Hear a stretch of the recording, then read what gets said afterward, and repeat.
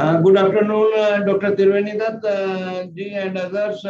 If all people have joined, actually Deputy DG Animal Science has another assignment also. So if the expected people and dignitaries have joined, we may start. Dr. Tirveni, am I audible? Good afternoon. Sir, मेरा आवाज आ रहा है? आवाज आ रहा है sir, हम start करें sir? हाँ, वही तो बता रहे हैं कि अगर कौन रह गए, डिग्निटीज में स्टेट से आ गए हैं सर? वो अभी मलिक साहब से बात हुई थी, मलिक साहब कहीं अचानक कहीं जाना पड़ गया बाहर, वो नहीं है, हम लोग स्टार्ट कर देते हैं सर। हाँ हाँ, डिप्टी जी साहब है, उनका परमिशन लेकर स्टार्ट करते हैं। स्टेट से आए हैं लोग? हाँ हाँ, नहीं, डॉक्टर साहब हैं, डॉक्टर पीके शर्मा जी हैं, डायरेक्टर एनिमल हस्बेंड्री। ठीक ठीक ठीक। और डीन साहब तो मुझे दिख रहे हैं। ठीक, नमस्कार साहब। नमस्कार। उठे आप? नहीं उठे? नमस्कार सर। शुरू करो।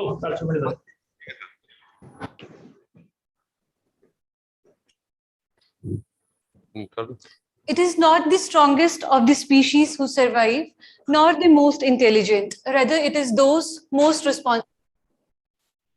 A very warm good afternoon to all of you. I, Dr. Himani Dhanse, scientist, Indian Veterinary Research Institute, extend you all a very warm welcome to the Interface Meet Series 4 with the veterinary officers of Animal Husbandry Department of Himachal Pradesh, being organized by ICR IVRI as a part of national campaign on advances in animal health on the occasion of nationwide celebrations of Azadi Ka Amrit Mahotsav.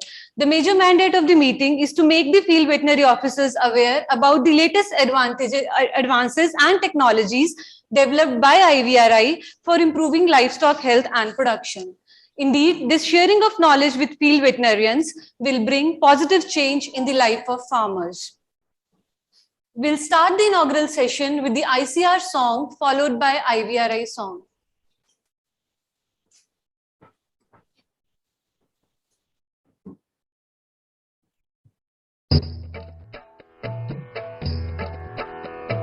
जय जय कृषि परिषद भारत की, सुखद प्रतीक हरित भारत की।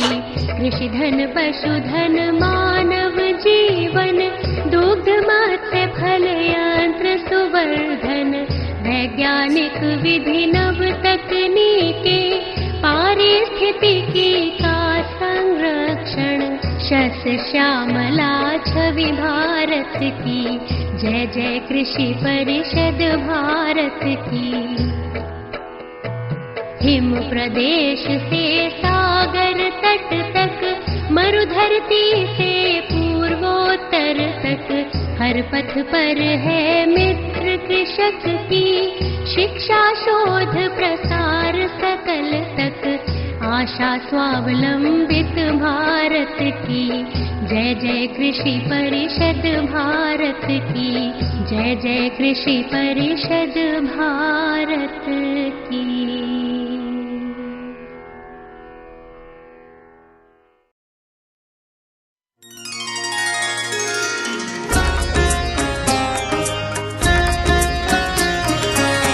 मानव प्रिय कृषि सहचर हितरत, जय हो पशु संस्थान। भारत के कोने कोने तक पहुँचा नव विज्ञान। 19वीं सदी प्रथमोदय, ऊना मुक्तेश्वर नव आलय। इज्जत नगर बना मुख्यालय, अभिनव अनुसंधान। बना विश्वविद्यालय, शिक्षण शोध चिकित्सा पशु संवर्धन।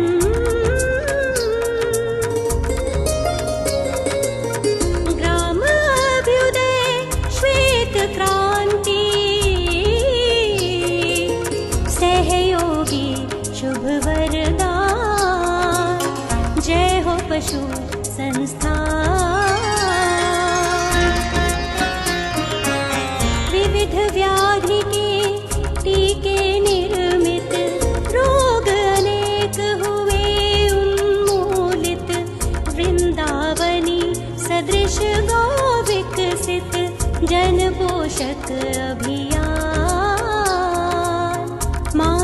प्रिय कृषि सहचर हित रत जय हो पशु संस्थान।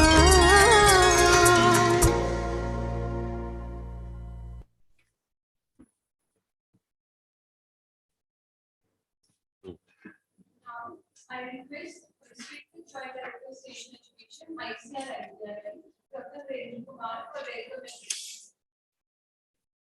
Thank you, Dr. Himani. Greeting to all and good afternoon. Most respected Deputy Director General, Animal Sciences, ICR, Dr. B. N. Tripathi sir, Chief Guest of today interface meet for National Campaign on Advances on Animal Health. Esteemed Director, Animal Husbandry Department, Himanchal Pradesh State Government, Dr. P.K. Sharma, our guest of honor of today inaugural function, our respected worthy Director cum Vice Chancellor of ICR IVRI, Dr. Triveni Dutt sir, Honorable Assistant Director General, Animal Health, ICR, Headquarters, Dr. Ashok Kumar sir, my dear colleagues, Joint Directors from IVRI, Station in charges from IVRI, from different centers, Head of the Division, in charge of sections, faculty members, PG scholars, and other faculty members from other institutes.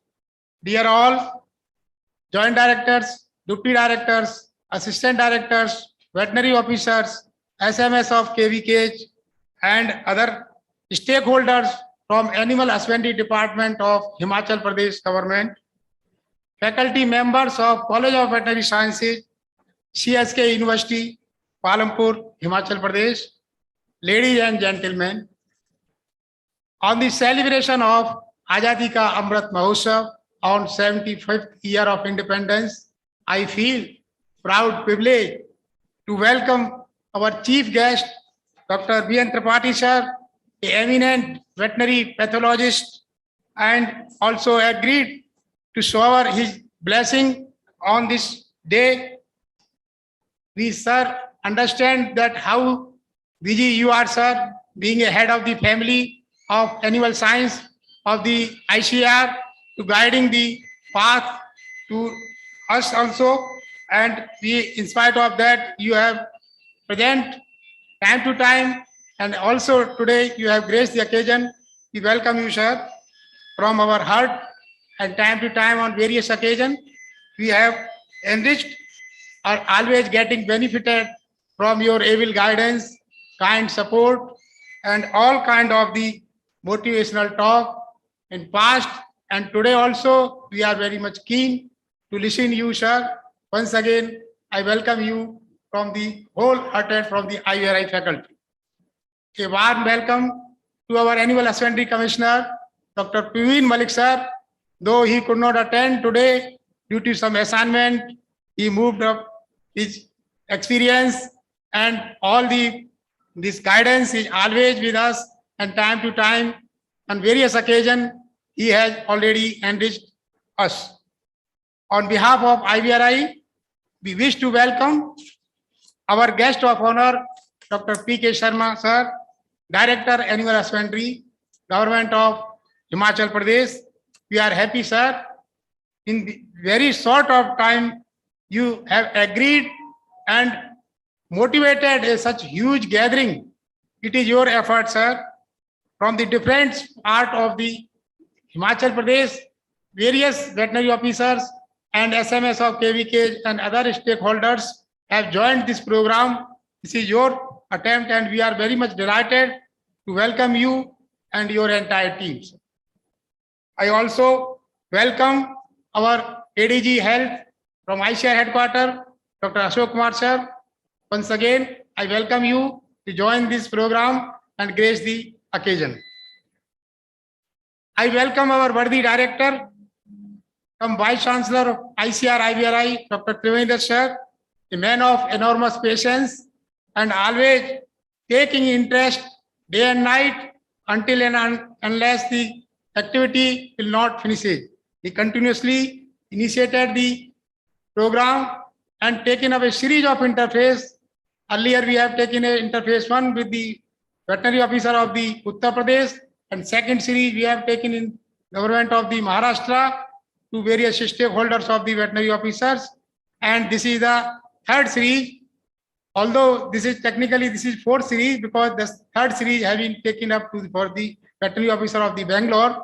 Sir, this is your interest, and we wanted to all kind of the improved package of practices, products, techniques, technology, tricks, whatever the from the research institute, they have to come to the end user in the various form. So we welcome you, sir, for your consciously guiding and monitoring all kind of these activity from beginning to end. I also welcome Dr. Gorakhmal, station in charge of Palampur Center, who made this a very successful event, taking a very much pain and also engage a very much in capacity building program as a regional center in Palampur. Though we know since for inception of this Palampur Center, they are taking a such problem to solving the animal nutrition and health problems by augmenting the use of the native feeds and fodders, and that contain an array of the anti-nutritional and phytometabolites. Really, we are very appreciable work you have been carrying out, and also for at regular interval, the developmental activities are going on at Regional Center Palampur in the mode of the SCSP plan or TSP plan. Once we welcome you, sir. Most importantly, I want to welcome our invited speaker, Dr. Banerjee, station in charge from Calcutta Center, and our Dr. Vilegaonkar, station in charge from Pune Center, and my colleague, Dr. S.K. Singh, the expert of today's speakers for the 3 lectures for this giving the interaction and various advances of the animal health. And I also put my word for welcome to all participants, August gathering, colleagues, and other friends whosoever made this presence today in this program.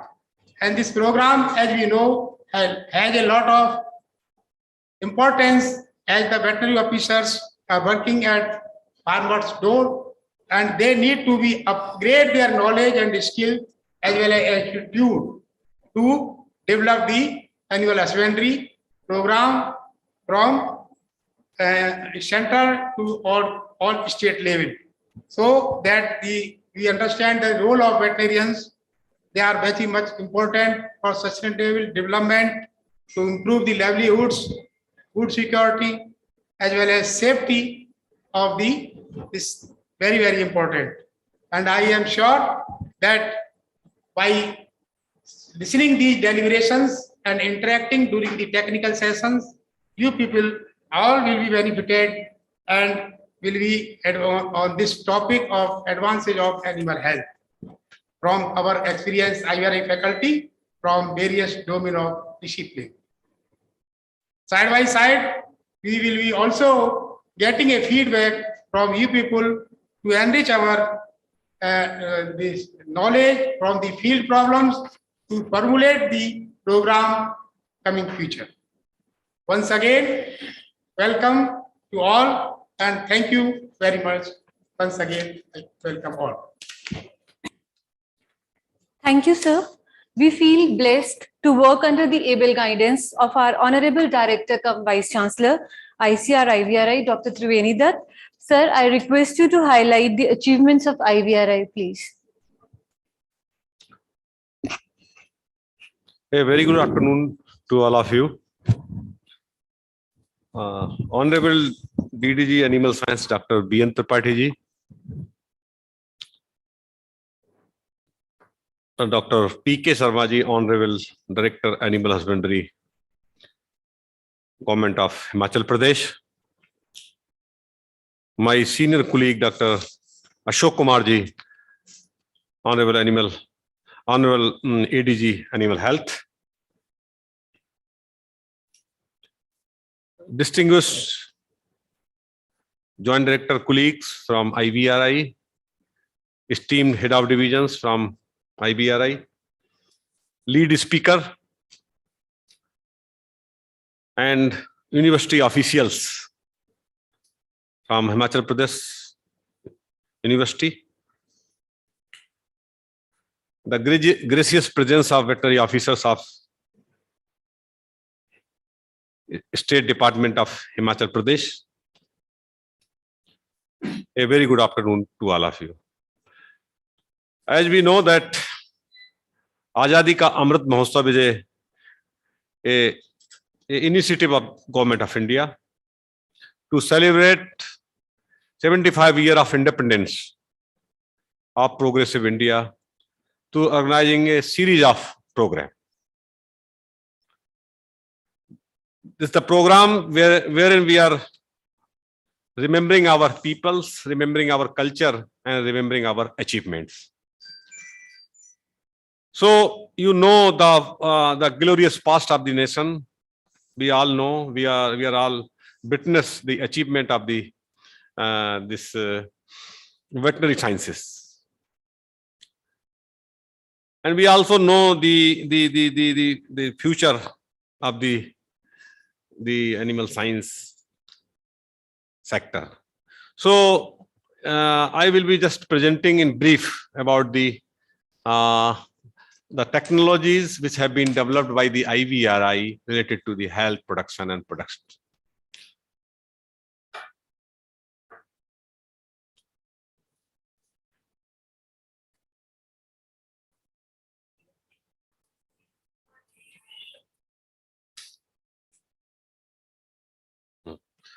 So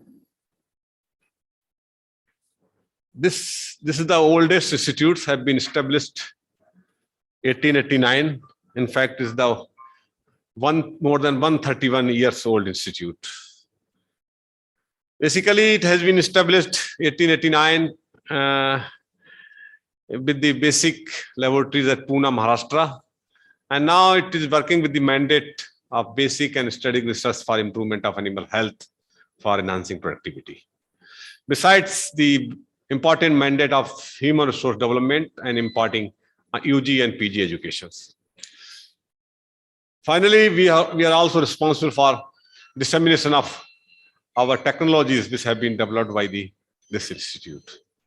So we have 3 campuses and 3 regional stations working with specific mandate. Our Muktesar divisions, Muktesar campus basically mandated with the research on animal virology, and our headquarters at Mukteshwar, established at 1913, and the Bangalore campus established 1971 with the working with the mandate of R&D and QC of foot and mouth disease. The Palampur campus have been established 1967 with the mandate to conduct the research on various aspects of animal nutrition related to the temperate region. And 1970 we have established Kolkata regional station with the mandate of taking research on basically zoonotic and health pathogens. And recently, during 2015, we have established our Pune campus with the basic mandate of training and dissemination of various technologies which have been developed by the IVRI. So this institute have a glorious past, and you see this institute have been recognized with the lead contributions of important 4 diseases which have been eradicated by this institute, and the rinderpest, dourine, CBPV, and African heart sickness. These are the milestone, and important deadly diseases have been eradicated by the institute. And the institute has a very rich IP portfolio. We have already filed 93 patents, and we have granted 24 patent and 1 international patent and 1 additional joint patent with Tanuvas. We have also filed 24 designs for registrations, and a total number of 18 designs have already been registered. As far as copyrights numbers are concerned, a total 41 copyrights we have already filed. Out of 41, 38 copyrights we have already registered. 8.25 crore rupees have been generated out of this, our total technologies which have been commercialized to various commercial houses. A total number of 35 technologies have been commercialized by the IVRI to various 134 commercial houses. So this is our IP portfolio. And the notable vaccines which have been developed by IVRI are CPOX vaccine, goat pox, buffalo pox, IVD, and brucella, classical swine fever, PPR vaccine, and ARF. These are the important vaccines which have been developed by IVRI. And most of the vaccines we have already commercialized to various commercial houses. And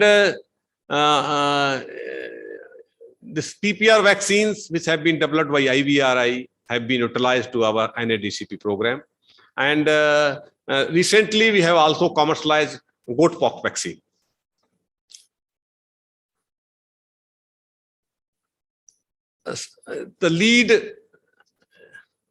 The diagnostics which have been developed by IVRI, although we have developed a number of diagnostics, but important diagnostics which we have developed and are being used throughout the country for the diagnosis of various diseases.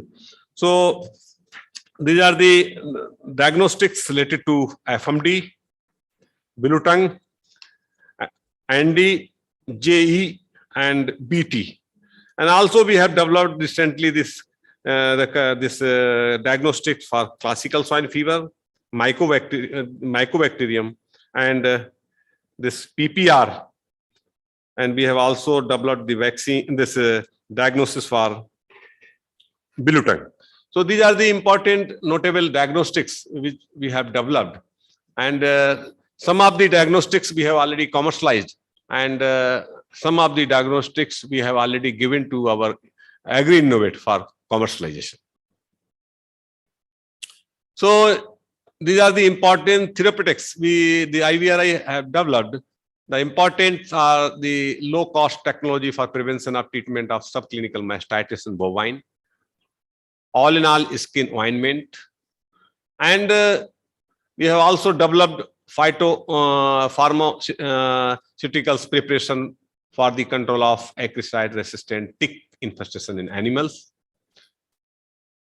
We have also developed an eco-friendly herbal acaricide to control ticks, including acaricide-resistant species infesting livestock and pet animals. We have also taken a lead in developing the stem cell technologies for therapeutic applications in stem, in this bone healing and other kind of injuries.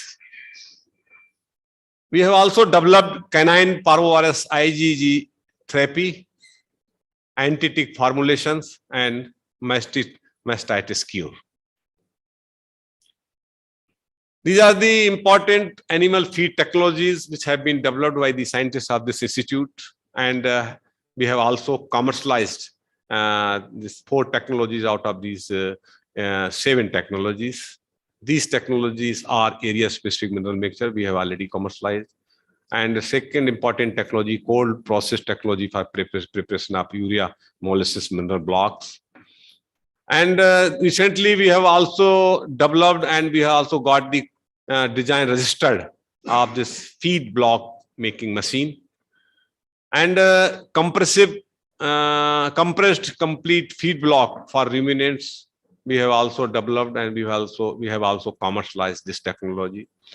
Tractor driven portable feed block making machines, machines have been developed by this institute only. Straw treatment machine, and recently we have also developed molasses based multi-nutrients liquid supplement for ruminants. These are the important 7 technologies which have been developed by Animal Nutrition Division of IVRI. We have a very established division of livestock production livestock product technology, LPT.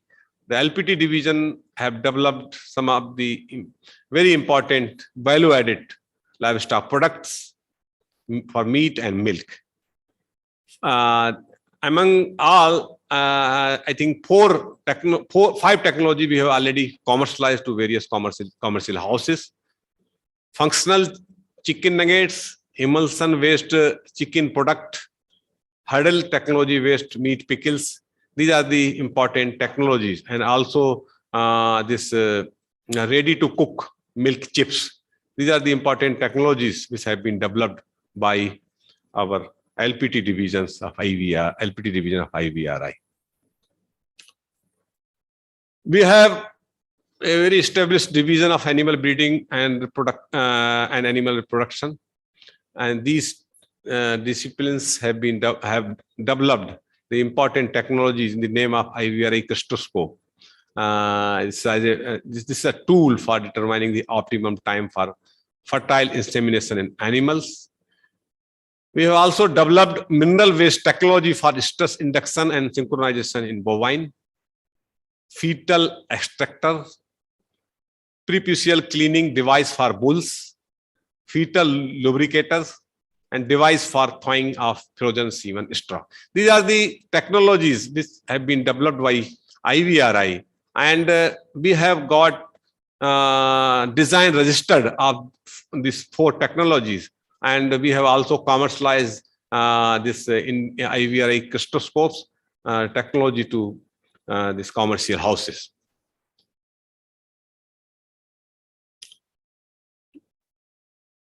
These are the technologies which have been developed by our surgery division for fracture management. These are the novel technologies, and out of these total technologies, 4 technologies we have already commercialized to various commercial houses. Fracture fixation devices, a novel bilateral external fracture fixation device, and interlocking nail for bovine femur. These are the important technology we have already commercialized to various commercial houses. And recently we have developed this IVRI urinary catheter and locking plate interlocking nails construct for dog femur. So these are the important designs which have been developed by surgery division of IVRI for fracture management of large and small animal. Some of the technologies like very promising, these technologies like health information system have been developed by ATIC, and this system has been commercialized to commercial house, and this is in Marathi language. And we have also developed low cost multiplication technology for salt tolerant biogrowth enhancer for normal sodic soils. PPR hybridoma clone have also been developed, and this clone we have already commercialized also. Vermicultural technology, our promising technologies which have been developed by IVRI and have been taken by more than 60 entrepreneurs. And this is the technology which have given a sizable number of revenue to the IVRI. And recently we have also developed portable restraining device for large animals and artificially synthesized peptides also. This is the very long history. You see, 1968, we have started this crossbreeding programs. Out of this crossbreeding programs, we have developed this Vrindavani crossbred cattle strain. This is the outstanding crossbred cattle strains which have been developed with the combination of Haryana and exotic Holstein Brownses and Jersey breed. We have approximately more than 27% animals who are producing more than 4,000 milk yield. We have around 12% animal producing more than 5,000 liter in kg in lactation. So average total lactation yield of this important synthetic strain is 3,219 with a lactation milk yield 9.6, peak yield 16, and ages first calving is 975 days only. We have also recently released crossbred pig. This is the pig which having a very high growth and suitable for North India. And you see, this varieties have been developed with the combination of this landrace with the indigenous, you see, local crossbred pig, local pig. And the marketable age of this pig is 8 months only, and this weight reaches around 100 plus kg in 8 months. This has a very high growth rate, pre-weaning 178 and post-weaning 487. So this germplasm we have already circulated to all North India from IVRI, and a number of entrepreneurs have been developed, and they are earning a sizable amount of income using this very important germplasm have been developed by IVRI. And recently we have also documented and registered this very important germplasm, outstanding germplasm of goat prevailing in our Rohilkhand region. And this germplasm we are also maintaining at IVRI. So this is also a very important breed which have been registered by IVRI. And we have also documented and characterized the local pig, and we have also registered in the name of Gurra. Gurra, this is also basically of this Rohilkhand region, and some of the pigs are also this Sitapur and other part of Uttar Pradesh. This is a very hardy strain, and this germplasm we are also maintaining here. So in addition to this important technology related to vaccine diagnostics and breeding and nutrition, we have also developed recently this you see the technology which ascertain the origin of species, origin of species from cattle, buffalo, and pig. So this is the kit which have been developed by IVRI. And the plant-based quality indicator to monitor quality of meat during supply chain. This is also a very important plant-based, environmental friendly and economically viable quality indicator which have been developed by LPT division of IVRI. And this is also a plant-based time temperature indicator to monitor temperature abuse condition during supply chain. So these are the technology, two important technologies for assuring the quality have been developed by IVRI. You see, this is also a very important technologies based on carotenoid-based assay to ascertain cattle origin of tissue. So this is the demand of the time. So these technologies have already been developed by the LPT division of IVRI. So you see, around a total number of 68 technologies. Recently, in 3 phases, we have already assigned to agri-innovate for commercialization. So in the first phase, I think a total number of 11 technologies we have assigned to agri-innovate for commercialization. So these are the, already we have discussed the important technologies which have been assigned to agri-innovate. And you see among these 11 technologies, some of the hot technologies which are really beneficial for the country, and we are smelling that I think some of the technology they will also be commercialized very soon to various commercial houses. These are the technologies, 11 technologies we have given to agri-innovate for commercialization in the first phase during 2019, and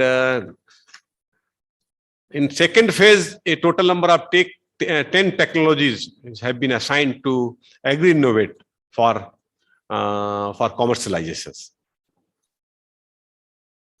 You see, in the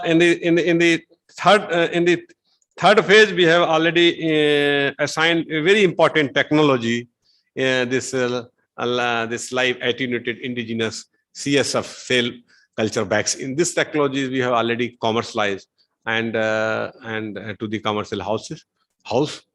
And in the fourth phase, we have a total number of 30 technologies we have assigned to agri-innovate for commercialization. So these are the important technologies which we have already discussed in our previous presentation. So these are the technologies which have been commercialized to various, have been assigned to agri-innovate for commercialization.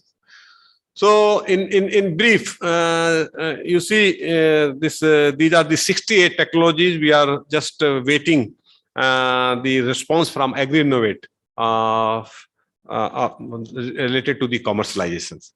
And recently, some of the important technologies related to the IP, in fact, IP protective technology for efficient livestock management, like cyst evaluation, ovarian cyst aspiration cum evaluation device, herd animal catcher, and internal genital injection device. These are the important IP protected design we have already assigned to agri-innovate for commercialization. So in brief, this is the IP portfolio of the IVRI, and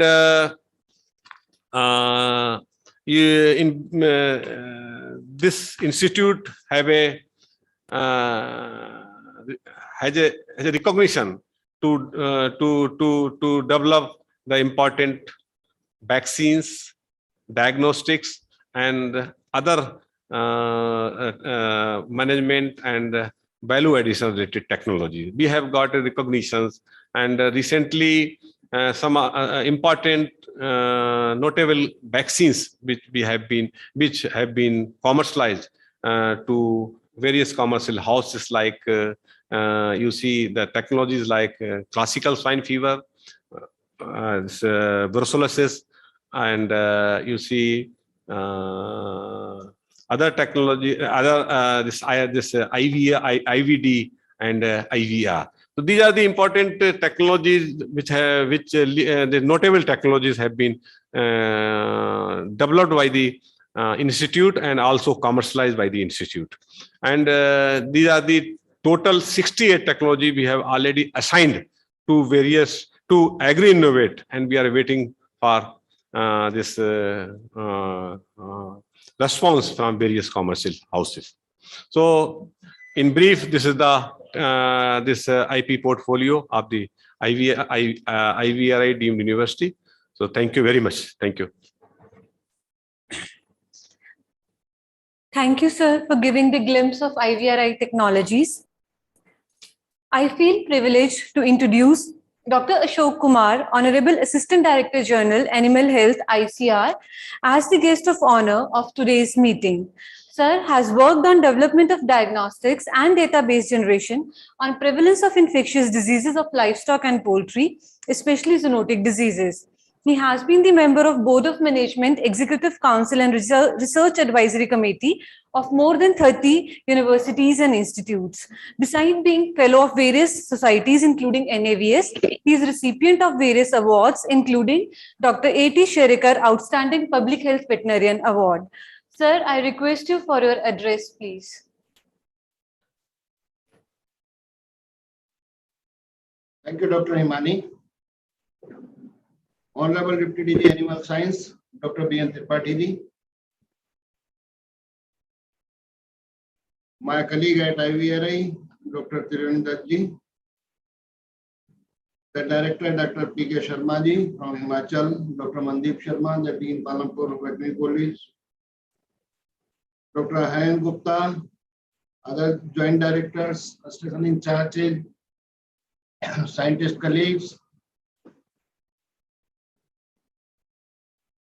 all my professional colleagues from Himachal Pradesh. First of all, I compliment Dr. Tirunni Dutt to so beautifully explain all the achievements and technologies developed by IVRI. And because state departments, veterinary professionals are the ultimate users of these technologies, so the colleagues from state, they may see that how we can benefit by mutual understanding between the scientists, among the scientists and the field workers by utilizing some of these technologies. If we see at the Himachal overall scenario of Himachal Pradesh, we will find that there has been a perceptible growth in production of various livestock products in Himachal, particularly during few recent decades. The breed improvement programs have yielded good results, as more than 1/3 of the cattle and 1/5 of the sheep are now upgraded or crossbreded or exotic. The share of poultry needs to be increased.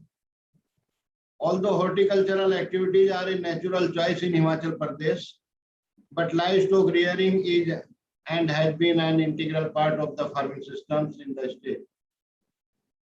The livestock rearing is supported by a strong veterinary infrastructure built over the years in the state. This is a pride moment for the state, and that we could come up with a strong veterinary infrastructure. However, these activities do not get priority they deserve. There are difficult terrains and inaccessibility in Himachal Pradesh, so the delivery of input services for various agricultural activities, including animal husbandry, it requires strenuous efforts in these areas as compared to the plains. The migratory flocks have been a routine practice there. Therefore, we need strong disease surveillance, timely vaccination of the endemic disease, a strong tracking system. There have been a problem of Parthenium on the routes of the migratory birds. We are already working with Palampur Veterinary College and IVRI in collaboration on the disease like foot rot for development of vaccine against the foot rot disease.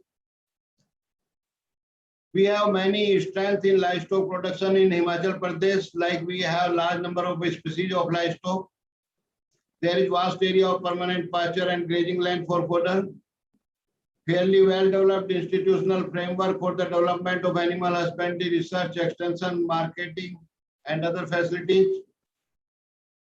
Another side, we have poor quality breed with low yield production. There has been lack of fodder feed and limited cultivated fodder.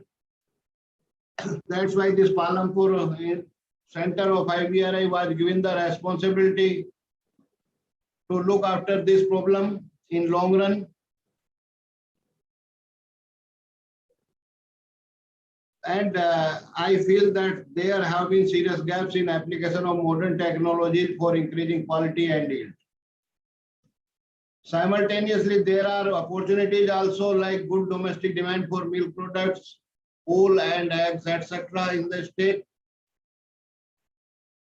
Other way, threat also like pressure on forest and pasture due to increased livestock.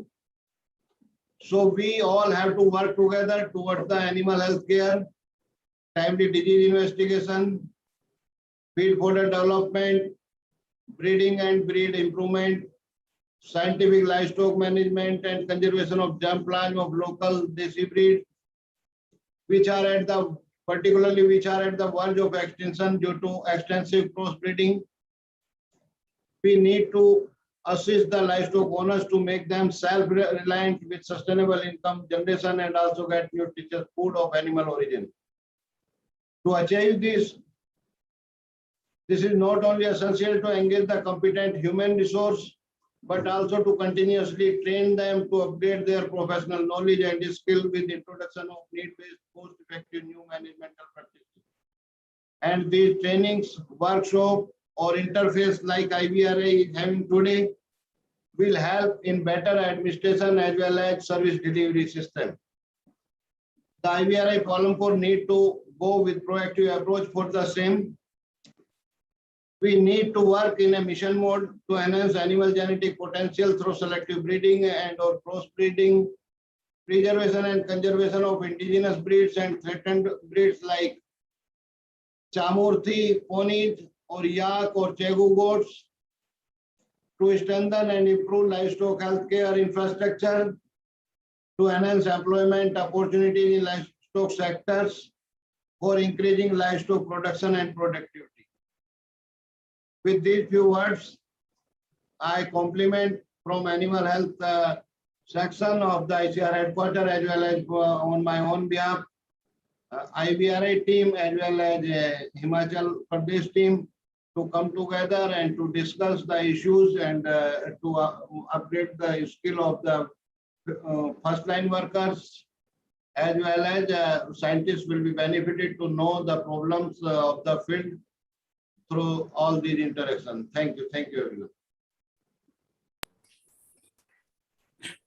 Thank you, sir, for highlighting the strengths of livestock sector of Himachal Pradesh and also about the areas in which work can be initiated to further strengthen the livestock sector.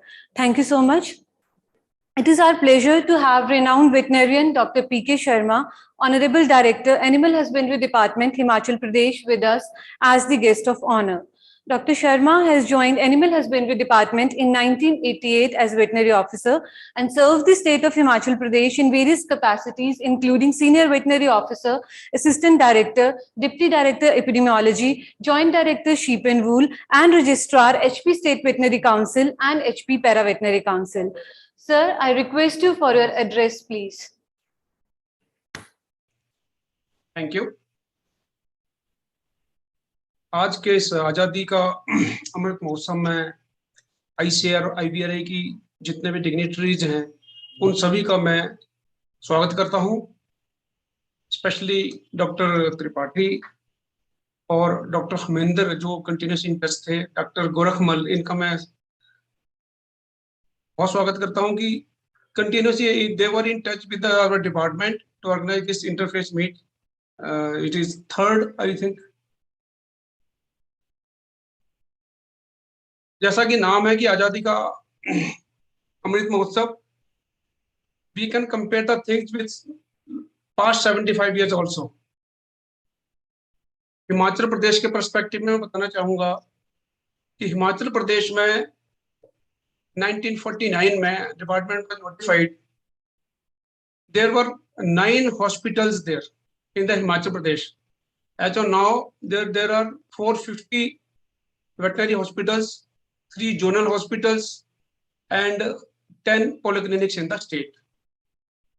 As far as population concerned of the livestock, in 1950, there were 25 lakhs of livestock population and 36,000 poultry production. Today, we have 44 lakhs of livestock population and 13 lakhs of poultry production. poultry population in the state.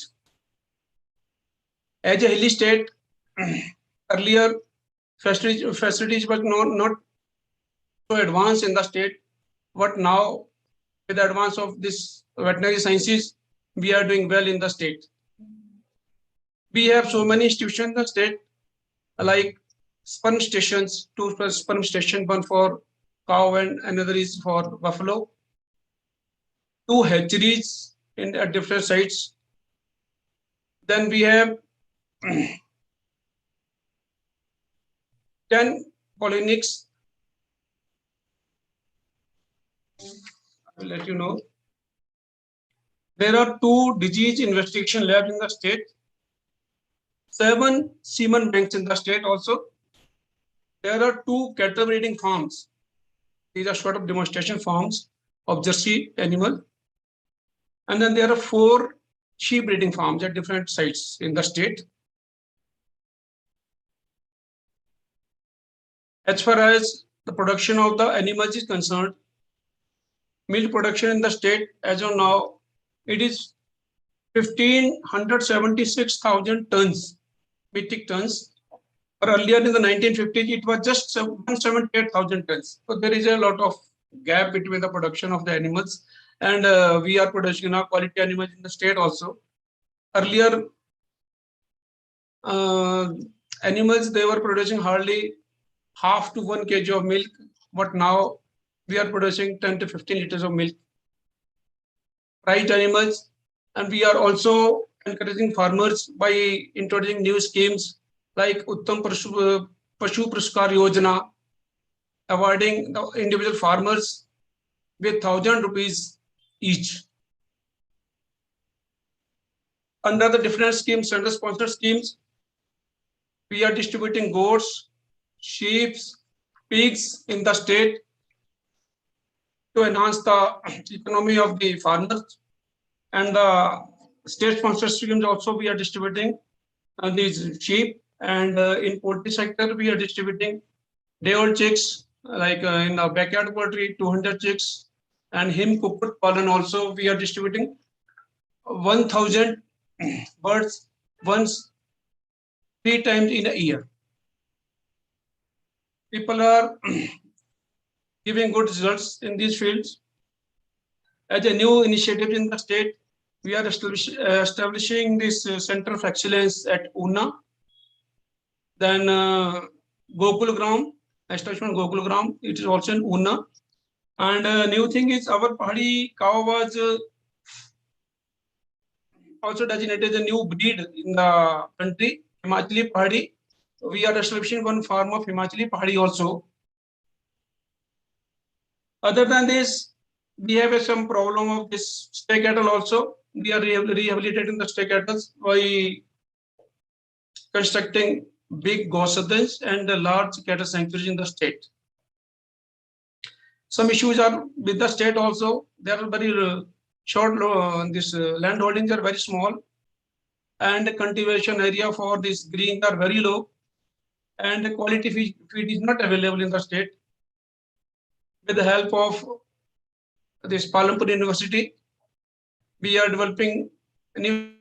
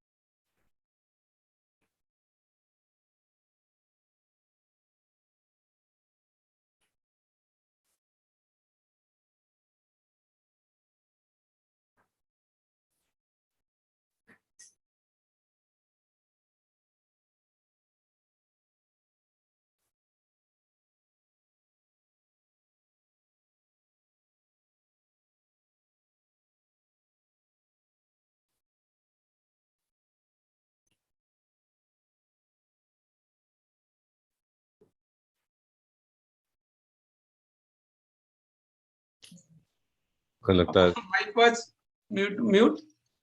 I thanks all the participants from my states, all the officers and all the dignitaries from IVRI, ICR.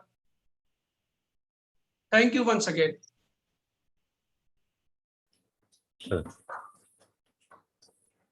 Thank you so much, sir, for briefing us with the important facts and figures of animal husbandry sector of Himachal Pradesh. Thank you so much. It's indeed a great honor to have Honorable Deputy Director General Animal Sciences ICR, Dr. B.N. Tripathi with us as the chief guest of today's program. Dr. Tripathi has previously served in various capacities as the Director, CCS National Institute of Animal Health, Bagpat, and as Director, National Research Center on Equines, Hisar. He has made pioneering contributions on the molecular pathogenesis and diagnosis of Jones disease. His immense contribution in the area of pathology and diagnosis of infectious disease has been duly recognized with several awards, including Drs. Jain and Vigard Outstanding Pathologist Award.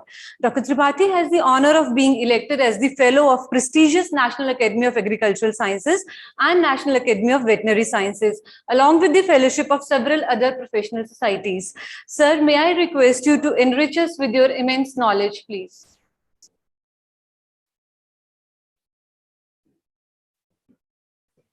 Thank you, Himani. आज मैं हिंदी में बोलूंगा, doctor Malik आज नहीं है तो हिंदी में बोलूंगा आज, ठीक रहेगा? कोई दिक्कत तो नहीं है? अच्छा रहेगा सर, अच्छा रहेगा। सो मलिक अभी आए नहीं? डॉक्टर मलिक आए कि नहीं? मलिक साहब नहीं है सर आज। नहीं आए, ठीक है।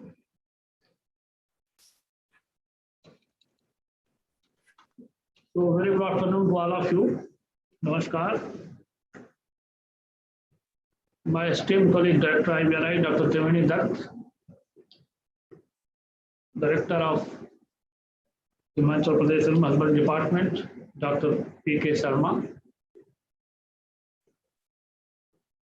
my colleague at headquarters, Dr. Ashok, joint directors from IBRI, especially I'm saying Dr. Harendra Kumar.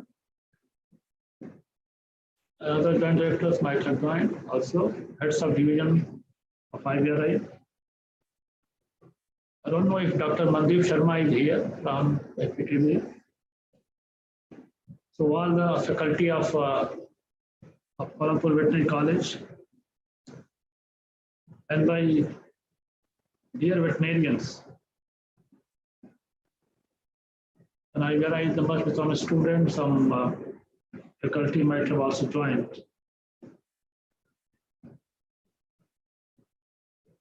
Or Dr. Ruchi Tiwari is also there, I could see. Dr. S.K. Singh is there. And a very distinguished speaker today, Dr. Kiran, Dr. P.S. Banerjee, Dr. S.K. Singh, and all experts who will participate in the interactive session will be organized in the last. साथियों, आप सभी लोगों का अभिनंदन है। मैं आप सभी लोगों को आईसीआर की तरफ से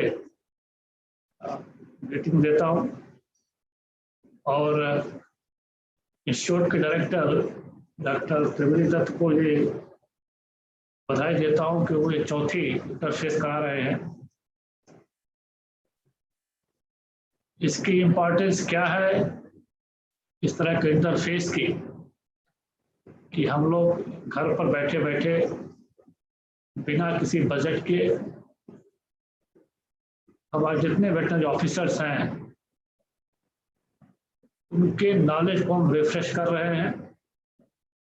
और जो लेटेस्ट डेवलपमेंट हो रहा है कुछ एरिया में, जो कि अभी 3 लेक्चर जब होंगे उस एरिया में, और डॉक्टर त्रिवेणी दत्त ने सारे जितनी भी टेक्नोलॉजी डेवलप हुई है IBRI के द्वारा, उन टेक्नोलॉजी को कैसे स्टेट गवर्नमेंट के वेटरनेरियंस प्रयोग में ला सकते हैं और ला करके लाइव स्टॉक हेल्थ और प्रोडक्शन को बढ़ावा दे सकते हैं अपने स्टेट में। एक्सटेंशन के लोग यहाँ बैठे हुए हैं, हमें यही बताया गया है कि 5 से 10% टेक्नोलॉजी सिर्फ एनिमल साइंस की जा रही है फील्ड में, जो कि बहुत चिंता का विषय है। हमारे मंत्रालय में भी है और हर जगह है। इसकी क्या वजह है तो देखने की जरूरत है। और हमें इन्हीं माध्यमों से जो आज इंटरफेस हो रहा है, ताकि हम अपने टेक्नोलॉजीज को जो भी लैब में हो रही है उनको हम अपने वेटरेनियन को और अल्टीमेटली फार्मर्स को, जो हमारे स्टेक होल्डर्स हैं, उनके पास जाए, ताकि कन्वेंशनल तो कर रहे हैं ठीक है, लेकिन उसके जगह पे जो नई तकनीकें हैं उसको प्रयोग में ला करके उन्हें यूज करके अपने लाइफस्टाइल हेल्थ को ठीक रखें, उससे प्रोडक्टिविटी ज़्यादा से ज़्यादा मिले।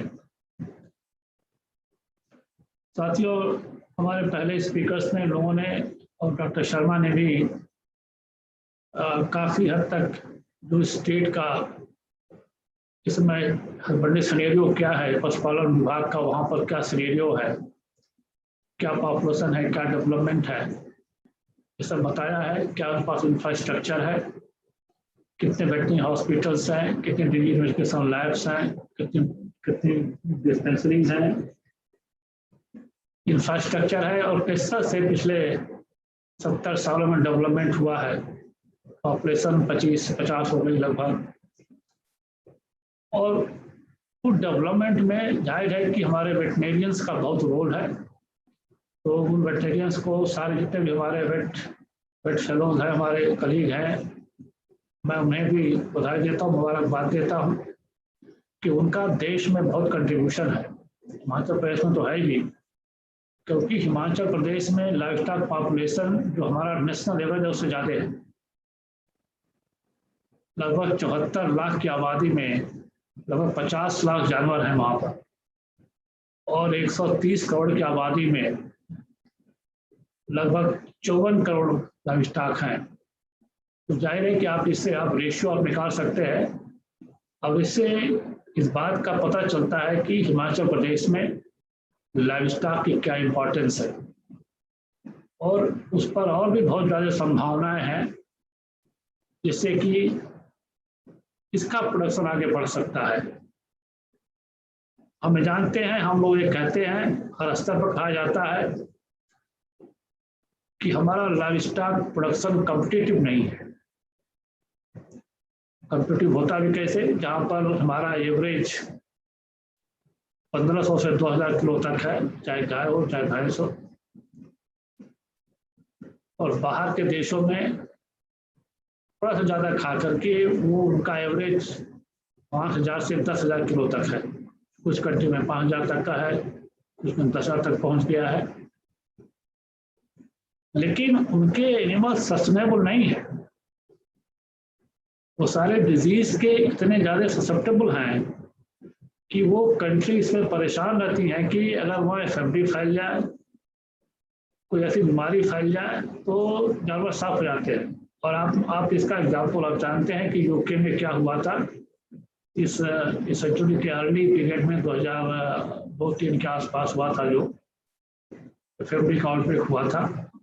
तो हमारी समस्याएं तो हैं लो प्रोडक्टिविटी का, लेकिन साथ में जो उनमें कैपेसिटी है, जो उनमें सस्टेनेबिलिटी है रीजनल बेसिस पे, वो अद्वितीय है अपने आप में। और इसी की आज चर्चा हो रही है विश्व भर में। जितने भी सस्टेनेबल लाइफस्टाइल प्रोडक्शन का आजकल आप लोग सुनते होंगे, हर जगह ये कि कैसे इसको सस्टेनेबल बनाया जाए, कम से कम बीमारी हो इनमें, कम से कम खाद करें, ज़्यादा से ज़्यादा पैदा करें, फीड एफिशिएंट एनिमल्स हों। और हमें सिर्फ उन्हें मिल्क ट्रेड के लिए नहीं सिलेक्ट करना है, साथ में हमें उन्हें फीड एफिशिएंसी के लिए भी उन्हें सिलेक्ट करना है। बीमारी की प्रतिरोधक क्षमता हो, इसके लिए भी हमें उन्हें सिलेक्ट करना है साथ में, ताकि आगे आने वाले वर्षों में, दशकों में, जिस तरह से क्लाइमेट चेंज हो रहा है, समस्याएं बढ़ रही हैं, और जब एक क्लाइमेट चेंज होता है तो एक साथ बहुत कुछ आप लोग सोचते हो कि क्लाइमेट चेंज का जानवरों पर इफेक्ट कम पड़ता है, लेकिन अगर आप देखें तो डायरेक्टली इनडायरेक्टली ये सारे अफेक्ट होते हैं।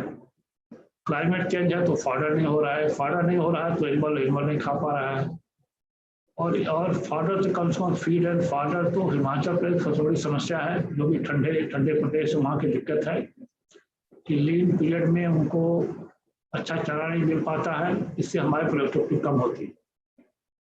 तो ये पहला ये हमारा जो वहाँ पालमपुर सेंटर है वो इनफैक्ट इसी के लिए बनाया गया था, उसका मेजर मैंडेट एनिमल न्यूट्रिशन ही था वहाँ पे, कि जितने भी लोकल फीड रिसोर्सेज हैं जो अनकन्वेंशनल रिसोर्सेज हैं उनको भी हमें यूज करके किस तरह से हम उसको अपने को यूटिलाइज करें और इससे हमारी प्रोडक्टिविटी को बढ़ाया जाए। साथियों, जैसा कि हमने देखा है कि हमारे देश की कम से कम 50% से ज़्यादा जो लाइव स्टॉक है वो नॉन डिस्ट्रिक्ट में आते हैं, और ऐसा मैं समझता हूँ कि हिमाचल प्रदेश में भी होगा।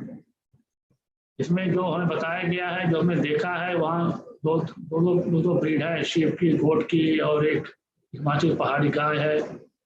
लेकिन इसके अलावा भी वहाँ पर एनिमल्स और होंगे। तो हमारे संस्थान में जो NBER है करनाल में है, उसने अगले 5 से 6 सालों में ये मिशन मोड पर काम कर रहा है कि देश के जितने भी नॉन डिस्क्रिप्ट एनिमल्स हैं उनको कैरेक्टराइज कर दिया जाए, और वो आपसे भी कांटेक्ट करेंगे, आपके साथ भी इंटरफेस मीटिंग करेंगे वो।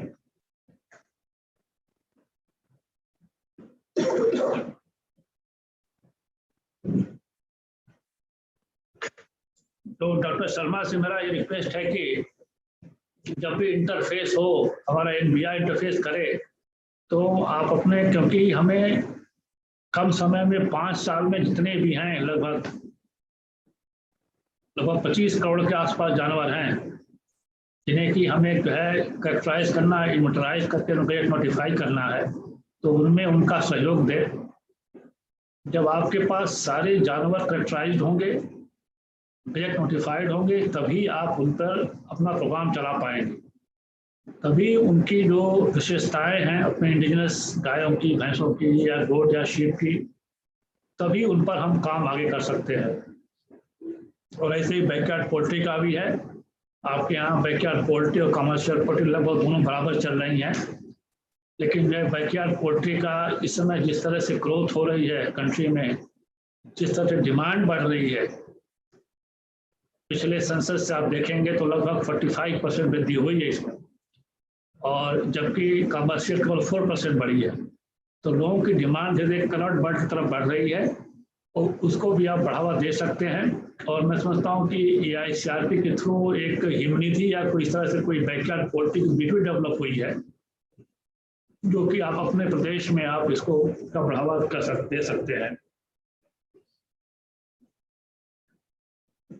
साथियों, जब आपने अभी डॉक्टर तिरुवेनी दत्त को सुना, उन्होंने बताया कि लगभग 68 टेक्नोलॉजी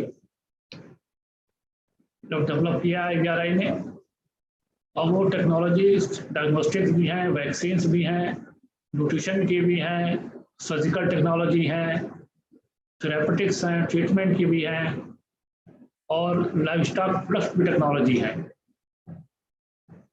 अब जमाना ये आया है कि किस तरह से हम इन टेक्नोलॉजी को यूज करके अपने फार्मर्स की इनकम को दोगुनी करें। सरकार नई मिनिस्ट्री बनने के बाद तरह तरह के प्रोग्राम चल रहे हैं। हमने आपका देखा कि आपके यहाँ लगभग सारे प्रोग्राम चल रहे हैं आपको, चाहे वो राष्ट्रीय गोकुल मिशन हो या नेशनल लाइव स्टॉक मिशन हो, स्कैड हो, पोल्ट्री के आसपास कई प्रोग्राम चल रहे हैं। और मैं समझता हूँ कि जिस तरह से प्रोग्राम चल रहा है, इसको हम थोड़ा सा इतना और आगे बढ़ाएं तो हिमाचल प्रदेश, वैसे भी आपका जो है जो पर कैपिटा अवेलेबिलिटी है मिल्क की, वो 600 ग्राम से ज़्यादा है, और नेशनल एवरेज से 200 ग्राम ज़्यादा है।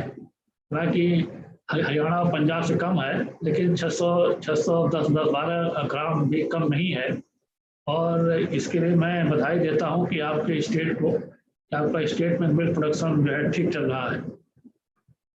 जब हम डिजीज़ की बात करते हैं तो डिजीज़ की जो हमारा सरकार की तरफ से 4 प्रोग्राम चलने वाला है और चल रहा है, बीच में थोड़ा सा थम गया था लेकिन फिर शुरू होने वाला है, जिसमें कि जो मेजर डिजीजेज 4 हैं, रिंडर पेस्ट है, PPR है, ब्रुसेलोसिस है, CSF है, और इन सबको, और इसके अलावा जितनी भी स्टेट गवर्नमेंट है, आपके यहाँ भी होगा, आपके यहाँ भी कुछ इसके अलावा जो वैक्सीनेशन प्रोग्राम HS का चल रहा होगा, BQ का चल रहा होगा, और इनके बावजूद भी बहुत सारी बीमारियां हैं जो कि एनिमल प्रोडक्टिविटी को लॉस कर रही हैं। बहुत सारी बीमारियां इसमें हैं, खासतौर से पैरासिटिक बीमारी भी काफ़ी है आपके यहाँ, मतलब हिमाचल प्रदेश में है। डिवर्मिंग की समस्या भी है। डिवर्मिंग को इंडिस्क्रिमिनेट करने से रेजिस्टेंस भी डेवलप हो रहा है, क्योंकि डिवर्मर केवल 3-4 होते हैं, डेवलपमेंट ट्रक का बहुत कम है। इसलिए आप अपने यहाँ पालमपुर वेटनरी कॉलेज के डिपार्टमेंट ऑफ पैथोलॉजी से जरूर कंसल्ट में रखें और उनसे अल्टरनेट दवाओं का लेकर के उनसे करें, किस एरिया में कौन सी दवा कितनी साल चलनी है डिवर्मर, उसका आपके पास हिसाब होना चाहिए। वरना भविष्य में जो अभी हम AMR की बात करेंगे, AMR तो प्रॉब्लम है भी, पैरासिटिक ड्रग में भी बहुत ज़्यादा मतलब उसमें रेजिस्टेंस आ रहा है। इसलिए इसमें कोई ज़्यादा मेहनत नहीं है इसमें, क्योंकि आपके यहाँ डिजीज की प्रॉब्लम है, होती रहेगी। अगर हम स्वच्छ नहीं रखेंगे या जो और भी जो हमारी इकोलॉजिकल कंडीशंस हैं वो कंड्यूसिव रहेंगी, प्रॉब्लम तो आएंगी। लेकिन पैरासिटोलॉजिस्ट के मदद से आप इस बात का मूल्यांकन कर सकते हैं कि आपको डिवर्मिंग की कितनी जरूरत पड़ सकती है। फॉर एग्जाम्पल, कम से कम जो है जहाँ पर डिपेंडिंग ऑन द क्लाइमेट और जहाँ पर रेनी सीजन है या टेम्परेट जोन है, सब टेम्परेट जोन है, उनके अनुसार आप ये डिसाइड कर सकते हैं कि कितनी बार उनको जो है ड्रेंचिंग की जाए, कितनी बार डिवर्मर दिया जाए। राजस्थान में भी लोग कम से कम, राजस्थान जैसे प्रदेश में जहाँ की शुष्क वातावरण है, एरिड और सेमी एरिड जोन है, उसमें भी लोग 3-3, 4-4 बार डिवर्मिंग करते थे। शीप में मैं बता रहा हूँ, ये एक्सपीरियंस है। हमारे शीप इंस्टीट्यूट ने बताया कि हम सिर्फ एक बार उनकी डिवर्मर दें और एक बार जब जरूरत पड़े तब दें, तो 2 बार। और ये भी डिसाइड किया कि एक दवा, अब तो मुझे नाम याद नहीं आ रहा, एक दवा कितने साल तक उस एरिया में चलनी चाहिए, उसके बाद उस मेडिसिन को वहां से चेंज कर देना चाहिए, दूसरी मेडिसिन करना चाहिए। तो इस पर अगर आप लोग ध्यान दें तो बहुत बड़ी समस्या होने वाली है। वैक्सीनेशन का प्रोग्राम अभी भी आपका चल रहा है। मैं समझता हूँ कि FMD वगैरह है, अभी भी इस पर कैंपेन करने की जरूरत है। अभी भी लोगों में वैक्सीन न लगाने की आदत है। हमारा दूध कम हो जाएगा, बुखार आ जाएगा, कोई रिएक्शन होगा, बहुत सारे लोग बातें करते रहते हैं। लेकिन वैक्सीनेशन का भी अभी हमने डॉक्टर चुंदर से कहा है कि इस पर एक कैंपेन हम लोग चलाएंगे वैक्सीनेशन पर भी, ताकि जो सेंट्रली स्पॉन्सर्ड स्कीम है जिसमें फुल फंडिंग हो रही है, उसका फायदा लेकर के कम से कम हम लोग जो 3-4 डिजीजेज मेजर हैं उसको हम लोग खत्म कर सकें। ये बहुत जरूरी है। देश में 2 बीमारियां फिर नई आ गई हैं पिछले 2 सालों में। एक तो लंपी स्किन डिजीज है, जिस पर हम लोग काम कर रहे हैं। कोट पॉक्स वैक्सीन को ऑलरेडी रिकमेंड कर दिया गया है। जब तक इस पर वैक्सीन नहीं बन जाती LSD खुद की, तब तक ये सारे स्टेट से और आपसे भी अनुरोध है कि अपने डिपार्टमेंट में LSD वैक्सीन वहाँ का दे, कोट पॉक्स की, इसको लगवाएं, अपनी जानों को सेफ रखें। ये बीमारी ऐसी है कि जब हम लोग पढ़ते थे 1980s में, तो इसका फिगर देख करके, फोटो देख करके छोड़ देते थे। ये तो अफ्रीका में मिलती है, नहीं कहीं इंडिया में तो कोई दिक्कत नहीं होगी, इसको पढ़ते भी नहीं थे इसके बारे में ज़्यादा। लेकिन 30-40 सालों में ये बीमारी अफ्रीका से चलकर यहाँ आ गई। ऐसे ही अफ्रीकन स्वाइन फीवर था, इसको भी हम लोग जो है केवल डिफरेंशियल डायग्नोसिस के लिए पढ़ते थे, क्लासिकल स्वाइन फीवर से, इसमें ये वायरस है, DNA है, RNA है, सो ऑन सो फोर्थ का डिफरेंशिएटिंग फीचर्स है। लेकिन ये बीमारी भी हमारे आ गई है, नॉर्थ ईस्टर्न में आ गई है। ये देखना है कि बीमारी नॉर्थ ईस्टर्न से हमारे प्लेन में ना आए। नहीं, ये भी एक दूसरी बड़ी खतरनाक बीमारी है जिसकी कोई वैक्सीन नहीं है। और कभी भी शक हो आपको या नॉर्थ ईस्टर्न से कोई भी, अगर वहाँ से कोई वेटनेरियन आता है आपके प्रदेश में आता है, उसको फार्म पे डाले जाएं। कोई एनिमल आता है वहाँ से, पिग वगैरह, तो बिल्कुल उसको जो है उसको अपने स्टेट में ना एंट्री दें। अपने आप बायो सिक्योरिटी रखें, ताकि इन बीमारियों से आप दूर रहें तो उतना ही अच्छा रहेगा। साथियों, अगर हम AMR भी काफी मैसेज देना चाहूँगा मैं, AMR एक बहुत बड़ी समस्या हो रही है। Indiscriminate use of antibiotics and availability of antimicrobials over the counters, and use of antimicrobials for the growth promoters in livestock and poultry, especially in pigs and poultry. इन वजह से AMR की समस्या बढ़ रही है और विश्व की 2-3 समस्याओं में से सबसे ऊपर में आती है, और इस पर भी हम लोग काम कर रहे हैं। और आप एज ए वेटनरी ऑफिसर, आप जो वेटनरी के आप वहाँ पर हेड हैं, अपने वेटनेरियन से आप इस बात को जरूर आश्वस्त करें कि इसका ओवर यूज ना करें, अंडर यूज ना करें और ऑप्टिमम यूज करें, तो वो अच्छा रहेगा। इससे जो है ये भी, इससे हम लोगों को हेल्प मिलेगी, मदद मिलेगी। तो जैसा आपने देखा कि बीमारी किस तरह से पेंडेमिक्स आ रही हैं देश में।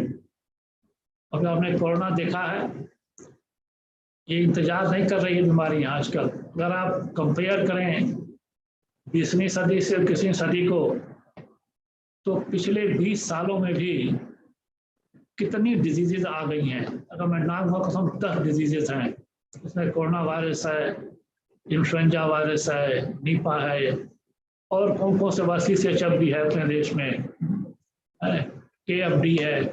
ये सारी बीमारियां जो कि हमारे पास ऑलरेडी बीमारियां हैं और हम उससे इतना लॉस सह रहे हैं, अगर आप एस्टिमेट निकालें तो that goes around 1.5 lakh crore every year हम लोग सिर्फ बीमारी से लूज कर रहे हैं। और इन बीमारियों को अगर आप इनको जो है खत्म कर दें, कम कर दें, तो आपकी लाइफस्टाइल प्रोडक्टिविटी अपने आप में खुद ही बढ़ जाएगी। तो इसके लिए भी हम लोग बहुत ध्यान देना है।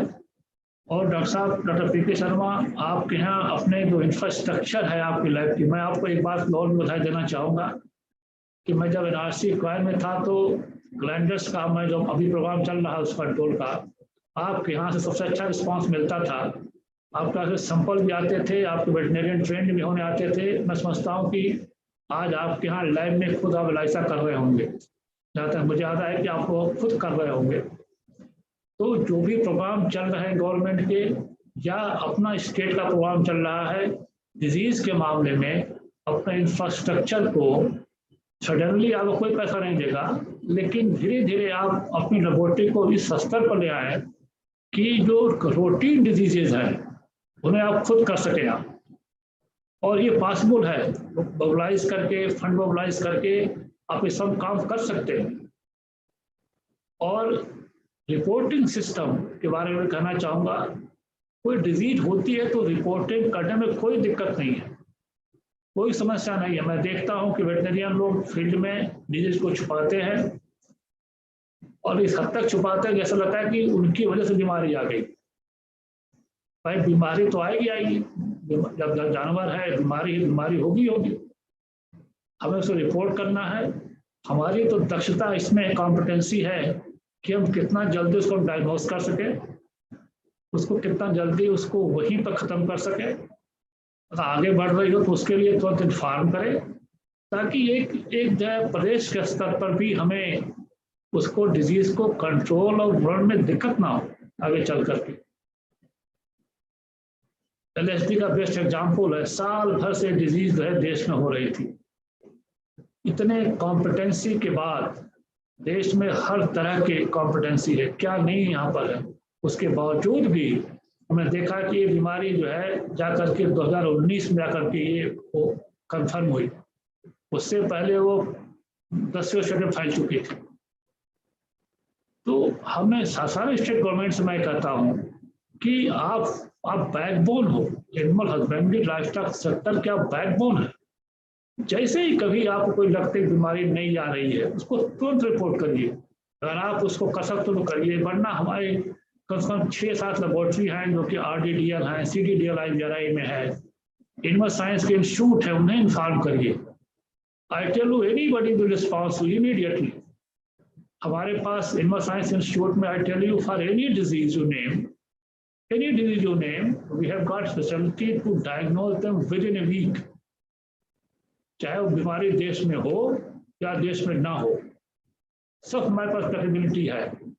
इसलिए हम आपकी मदद चाहते हैं इस मामले में कि this country can not afford to have diseases entered through our cross border or by any route. It's devastating.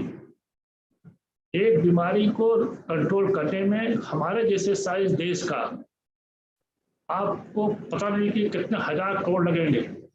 कैसी एग्जाम्पल ऑफ ब्लेंडर पेस्ट, कैसे एग्जाम्पल ऑफ कितना हजार करोड़ पैसा खर्च किया जा रहा है FMD के लिए। इवन इन्फ्लुएंजा है, कितना पैसे खर्च कर रहे हैं, इस पर गवर्नमेंट खर्च कर रही है। तो इन सारी समस्याओं को देखते हुए हम अगर ऐसा कोई एफर्ट करें कि हम बीमारी को जैसे ही आती है बजाय छिपाने के बताएं और बता के उसे उसमें खत्म कर दें। अगर कभी कभी क्या होता है, लोग डरते हैं कि इंक्वायरी बैठ जाएगी, वो बैठ जाएगी, कुछ नहीं बैठते होते इंक्वायरी बैठते तुम्हें कौन आता है, चाहे पालन पोष बेटी का कोई जाएगा या हम जाएंगे या हमारे कोई और जाएगा, वही तो लोग जाते हैं इसमें। तो हम जो है अगर हम इस चीज को बहुत अपने रिस्पॉन्सिबिलिटी से करते हैं, अपने कर्तव्य को समझ के करते हैं, तो मुझे नहीं लगता कि हम लोग इन बीमारियों को तुरंत खत्म कर दें वहीं पर। और लॉसेस को अब हम लोग चूंकि इकोनॉमिक लॉसेस नहीं कभी कैलकुलेट करते, लेकिन अगर मैंने कहा ना कि आगे 1.5 लाख करोड़, एक बार मैंने सारे बीमारियों का मैंने जितने पेपर पब्लिश हुए हैं सबको जोड़ा मैंने सारा का, तो लगभग 1.5 करोड़ आया हर साल का लॉस है। अगर आप इसको रिड्यूस कर दें तो दिस ऑल गेन। तो जो एक सपना है कि हमें 5 ट्रिलियन इकोनॉमी हमें करनी है अपने अगले 5 सालों में, 5 करेंटली हमारी इकोनॉमी 2.8 लगभग ट्रिलियन US डॉलर की है, उसमें एग्रीकल्चर और वेटनरी और एनिमल साइंस या एनिमल हस्बेंड्री को 1 ट्रिलियन करना है, योगदान देना है। तो और इसी में स्कोप है। एग्रीकल्चर में तो स्कोप नहीं बढ़ रहा है, लेकिन डेयरी सेक्टर में और animal husbandry as such poultry sector में अपार संभावनाएं हैं जो कि हम इसको कंट्रीब्यूट कर सकते हैं। आपको ये पता होगा कि करेंटली हम लगभग 26% हमारा GDP में एग्रीकल्चर योगदान है, जो कि 2030 में ये लगभग 40% हो जाएगा और ये बहुत जल्दी सरपास कर लेगा। ये कुछ स्टेट में बहुत ज्यादा है, आपके भी स्टेट में लगभग 15 लगभग काफी, आपके 16% आपके स्टेट में। तो हमें ये देखना है कि इस सेक्टर को कैसे, और इसमें प्राइवेट का इन्वॉल्वमेंट बहुत होना चाहिए। हमने देखा है कि अब लैब्स भी प्राइवेट के वेटरनरी पैथोलॉजी लैब भी आने लगी हैं, आजकल लैब्स भी आ रही हैं। डायग्नोस्टिक टेस्ट हम लोग ट्राई कर रहे हैं कि ताकि वो at the point of care diagnostic POD हम लोग POCD बना रहे हैं, टेस्ट बन चुका है, दूसरा बन रहा है। तो हमारा ये प्रयास रहता है कि किस तरह से वेटनेरियंस को फील्ड में ही मिल जाए। टिपनोसोमा डेवलप कर रहे हैं, फिलेरिया डेवलप कर रहे हैं हम लोग, ठीक है, ऐसे ग्लैंडस में डेवलप हो रहा है। तो ये प्रयास है हमारे एनिमल हेल्थ इंस्टीट्यूट का कि किस तरह से हम आपको laboratory based diagnostics and even at point of care diagnostic develop करके, फर्टिलिटी बहुत ज़्यादा प्रॉब्लम्स हैं, AI की प्रॉब्लम है, AI का भी बहुत कम हो रहा है हमारे यहाँ। So many things to speak now, लेकिन अब मैं समझता हूँ कि मैंने आपको ज़्यादा समय ले लिया, 10-15 मिनट बोल दिया। और आज मैंने बहुत दिनों बाद हिंदी बोला, मुझे अच्छा लगा, क्योंकि फील्ड के वेटरन भी अच्छा लाइक करते हैं कि हिंदी में बोला जाए। और मैं समझता हूँ कि जो आगे जो 3 लेक्चर होंगे वो काफ़ी इंफॉर्मेटिव होंगे। आपका इसमें जूनोटिक डिजीज पे है, जूनोटिक डिजीज बहुत बड़ी समस्या है देश में, बहुत सारे अभी भी रेबीज की बात करें, ट्यूबरक्लोसिस की बात करें, लेप्टोस्पायरा की बात करें, ब्रुसेलोसिस की बात करें, ठीक है, ये सारी बीमारियां जो एनिमल से आ रही हैं, इस पर कंट्रोल है। इसके बाद पैरासिटिक डिजीजेस पर डॉक्टर बनर्जी बोलेंगे, इसे भी। और मैं समझता हूँ कि मैं request all veterinary operating officer to please note questions and ask them whatever you feel them, because it's also Dr. Vinod have a feedback session also, so that you can take feedback from the veterinarians and that will decide our technical program also, our research also. So this interface, while we are passing our knowledge, our information to veterinarians, we like to have information, feedback from our vets from field, that what kind of problem they are facing in the field. It is always possible that whatever we perceive being sitting in the lab, in the office, that may not be the case in the field. So also have a feedback session also, note those questions, and accordingly you can also have the program done. Reproductive problem is another very important problem that will be dealt with by Dr. S.K. Singh. And this is also, about 40% of problem is due to infertility.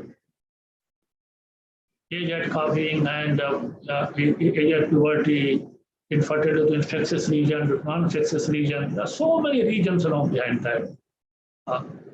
So all those things will be discussed, and I hope that all this technical session will be very beneficial to our veterinary brothers and sisters sitting in this.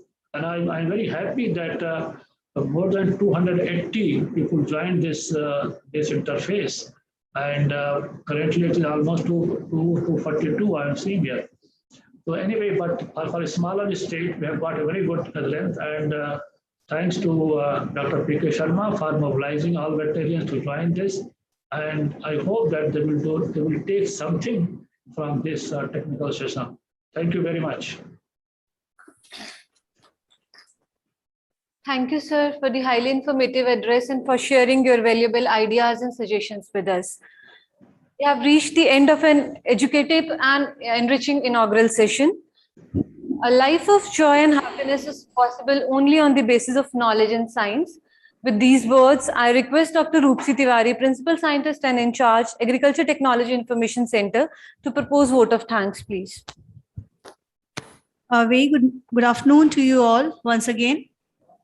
I, on behalf of the IVRA team, welcome all the dignitaries of today's program, all the faculty members of IVRA, and all the officials of the State Department of Animal Husbandry of Himachal Pradesh State, in charge and subject matter specialists of the Krishi Vigyan Kendras, faculty of IVRA and Palampur Veterinary College, to this one-day interface meet which is being organized as a part of the national campaign on advances in animal health on the occasion of the nationwide celebrations of Azadi Ka Amrut Mahotsav.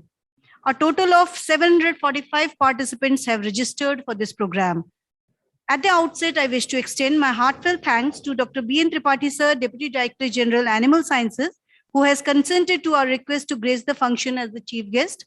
In spite of his busy schedule, sir, we are highly thankful to you for your kind presence in this program and for sparing your valuable time. Your benign presence in these programs have added a greater significance, and we look forward to your guidance and kind blessings in the future also.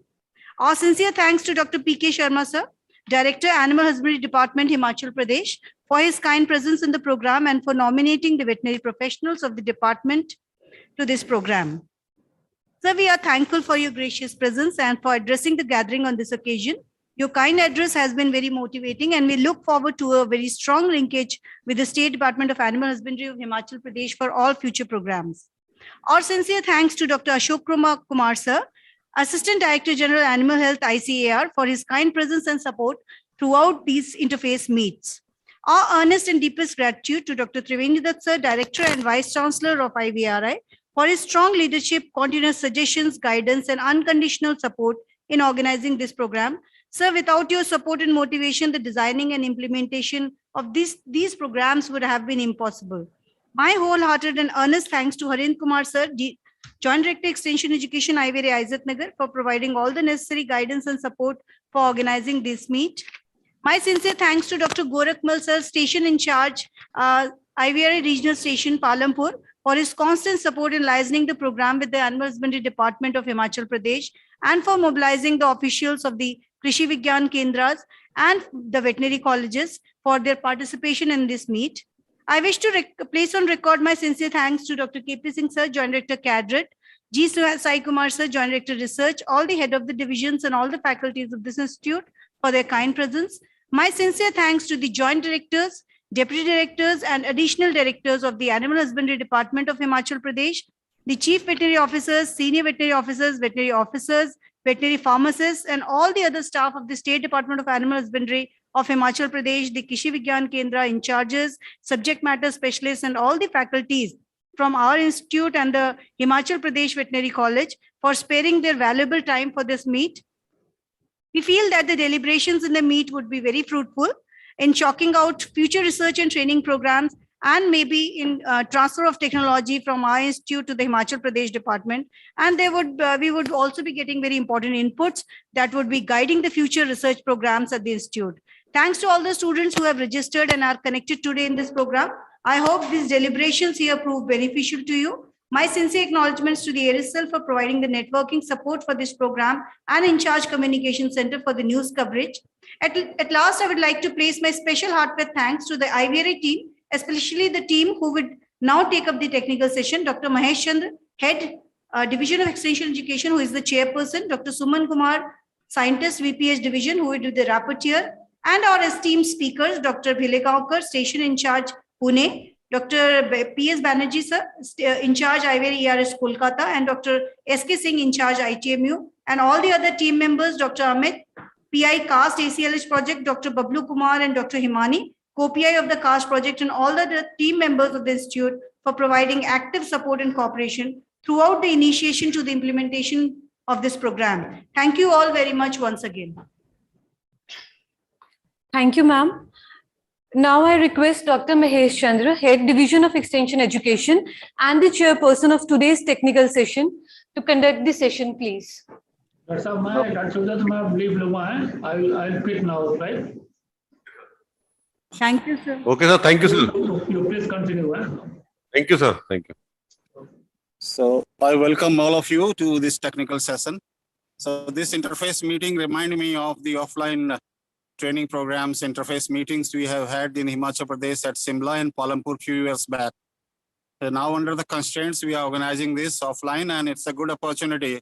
Though it is online, still lot many people could attend it in comparison to when it was face-to-face meeting in Himachal Pradesh itself.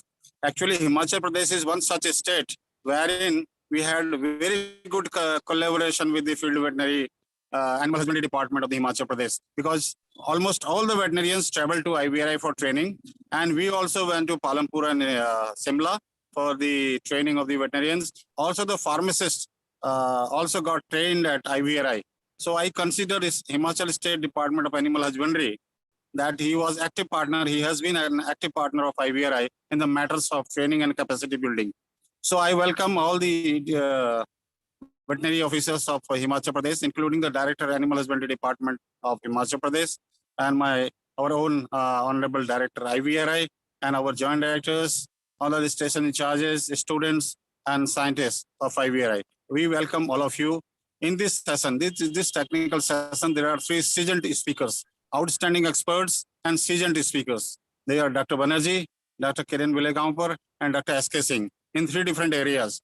One is about public health, zoonotic diseases, and all this significant, that is very significant aspect in animal sciences or human health or whatever you say. Second is parasite disease. Dr. Banerjee will handle this. And whenever we organize any animal health camps, that is the #1 problem we encounter from the farmers. So it is very important. I hope that all of you, especially the field veterinarians, will enjoy these lectures. And we also expect that you will actively participate in questioning, because questions are more important to be answered in this session. So I expect that it will be a very lively session, very vibrant session, very useful for all of you.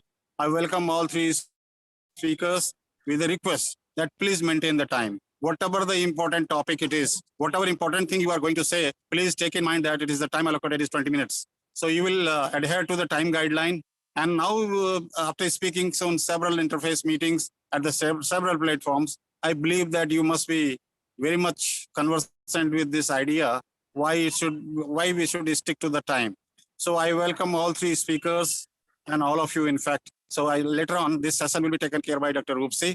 And I, along with rapporteur of this session, Dr. Suman and Dr. Roopsi. So I welcome all of you once again. So please, now I invite Dr. Kiran Bhilegaonkar for his presentation. So I also request Dr. Roopsi to take over and to conduct the session, rest of the things. I may not be able because I'm on travel. Thank you very much, all of you. Thank you. Thank you very much, Chair. Is it visible and audible? Yeah, it is visible. Put in presentation mode. Yeah, okay. So Honorable DDG Animal Sciences, Honorable Director Animal Husbandry Himachal Pradesh, Director IVRI, ADG Animal Health ICR, all joint directors, all heads of the division, station in charges, dear colleagues and dear officers from Himachal Pradesh Animal Husbandry Department. I'll be talking on the emerging zoonotic diseases and their control. As we know that zoonotic diseases, they are very, very important in present context. It has been highlighted very prominently with the outbreak of COVID, that and everybody, each and every one of us now know that they are diseases of prominence transmitting between animals and human beings. A large number of human pathogens are there, almost 1,400. Out of them, almost 61% are zoonotic diseases. And of the recently identified in last 3 or 4 decades, of the 175 emerging diseases, almost 75% are zoonotic diseases, and spanning across different etiologies like viruses, bacteria, and all kinds of parasitic diseases as well. Emerging diseases means it is not only newly appearing diseases, but there may be increased incidence of already existing disease. There may be a new geographical area in which it has invaded, or a new host switching might have happened, or as we have seen in COVID cases, new strains are emerging with the same virus, and those also are known as emerging. With advanced diagnostic techniques also, there were some diseases which were hitherto unknown, or we call them as the unknown etiologies. Now with the diagnostic technologies, we now know that these are the diseases, and we also include them in the emerging diseases. Several factors are responsible for disease occurrence. We know that there is a triad of environment, agent, and host, which is responsible for diseases.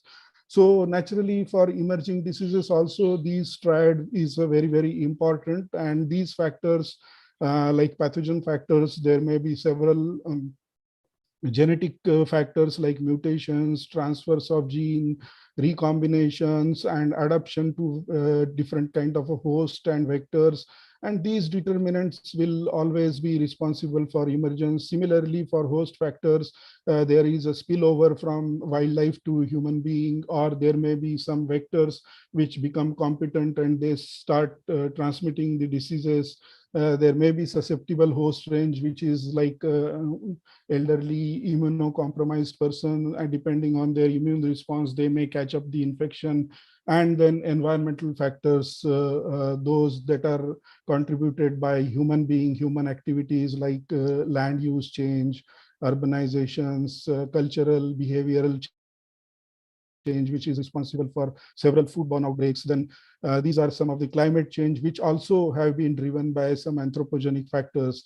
And these, because of climate factors, the diseases keep on emerging. Several of these factors, they are also sub-factors which are responsible. And I have given here many contributing factors are there which are responsible for emergence of disease. The movement of people, product, and this is one of the very key and important factor which is being contributing to large number of emergence of diseases. Production system changes in animal production, like intensification of farming systems. Large farms are coming up. On the other hand, we are going to organic farming. So in organic farming also, there are chances of getting contamination and foodborne diseases emerging in the crop system or in the livestock system.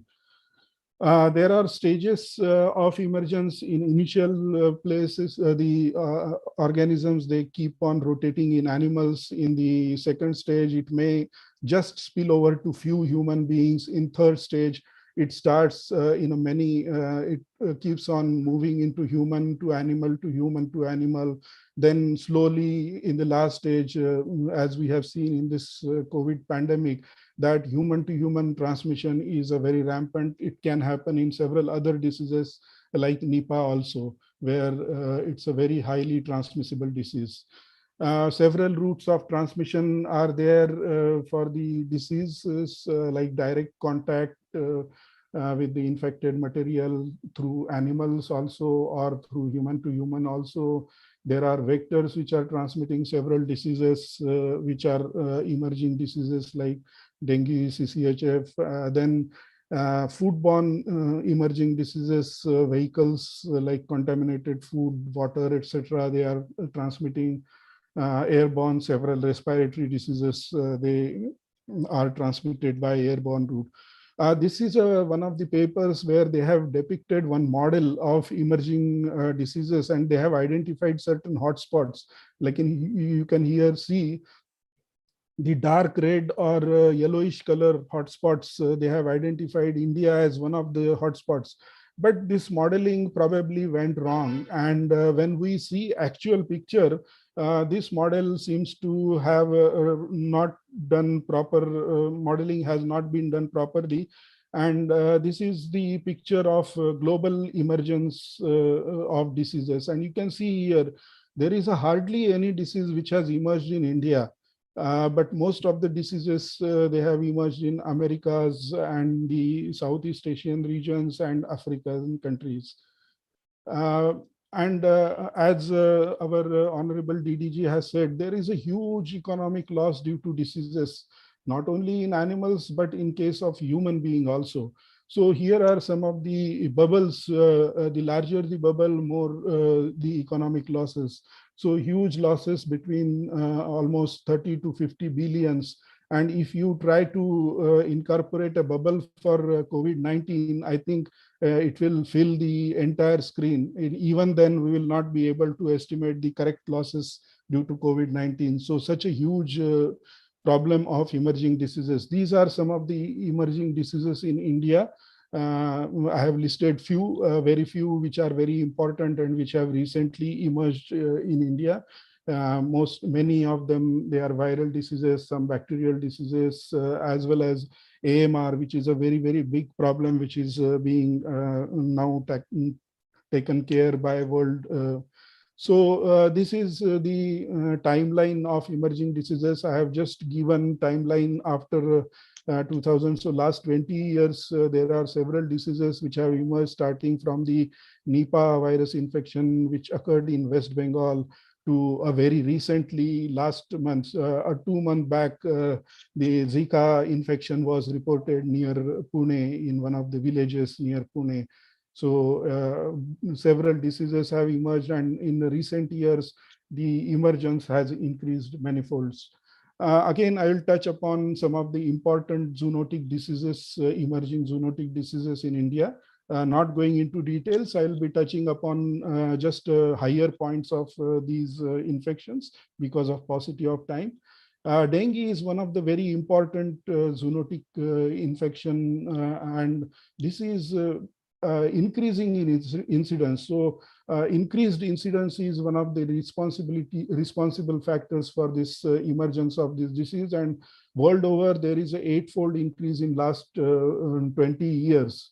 And very recently, you must have read these newspaper headlines of Uttar Pradesh. A problem arose in several districts, particularly Firozabad and adjoining district. A large number of dengue cases were seen. This problem has also been alerted in the Himachal Pradesh since last few years. These are some of the newspaper headlines. This is the Himachal on high alert. This is this year's headline. Then about 1,500 cases. It's a couple of years back. This headline came into the Himachal Pradesh newspapers. And why it is occurring?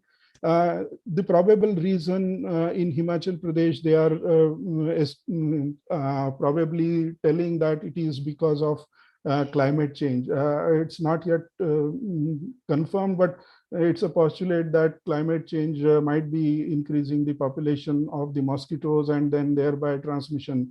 In southern India, they are saying that it's a shift towards different strains. So dengue too was important in southern different parts of India. Now dengue 4 is coming as a dominant strain. So that is leading to emergence. Nipah virus is one of the classical example of emerging zoonotic diseases where several routes are there: direct contact, foodborne, hospital-borne, and all kinds of different routes of transmission, airborne, have been postulated for this disease. How it emerged, it's again interesting story. Intensification, large commercial farms came up in Malaysia, and these commercial farms came up in the area where the bats resided. So the habitat of fruit bats was disturbed. During the development of these plants, they also planted fruit trees for the feeding of pigs. So what happened, these fruit bats, they came, they started eating these fruits, and then the fallen fruits and others, interaction between swine and fruit bats increased, and a huge outbreak emerged. And then from there, the Nipah virus came into the as an emerging disease. And then in Bangladesh also cases were reported in early 2000. And this is again a very interesting story about the identification as a palm sap as one of the sources. So a study indicated that those who were infected, they drank raw palm sap. And so how to confirm it? So veterinarians, they used infrared cameras to see the behavior during night. The bats, they used to come here and they used to drink the palm sap and thereby contaminating it and causing the illnesses. We know that in Kerala, it was a huge problem. It was a big outbreak and everybody was very scared.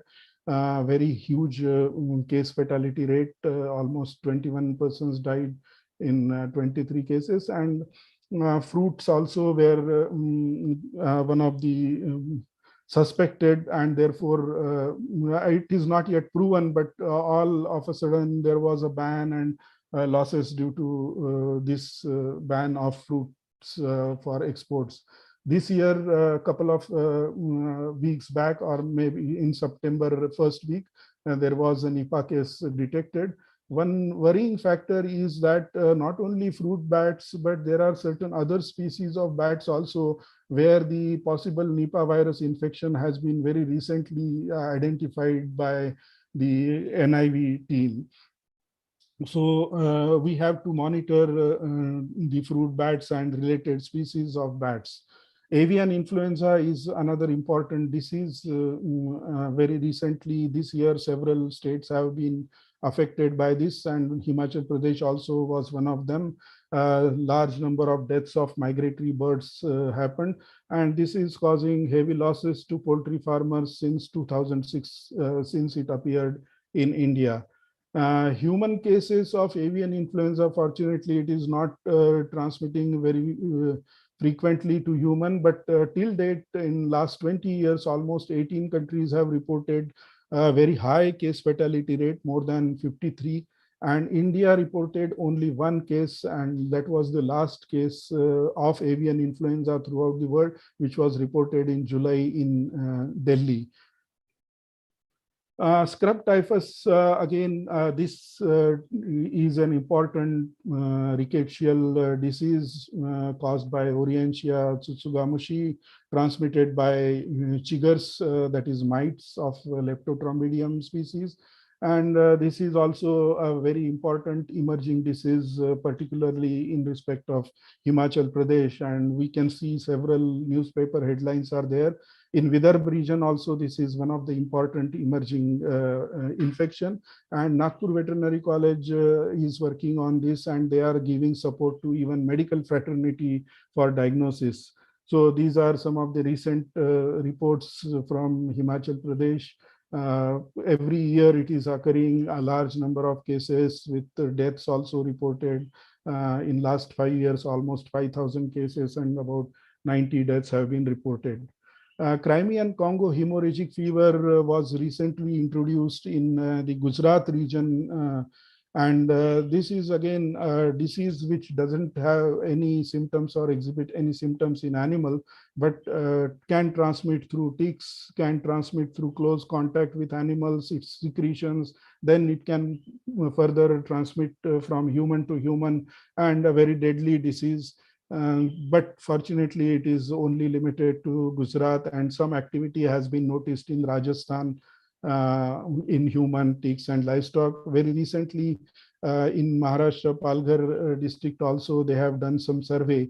But we have to keep watch on this disease because frequent migrations of animals from Gujarat, even Gir cattle also, they are going to different places. So there is a risk of transmission of or carrying this virus either through animal or the vectors to different places.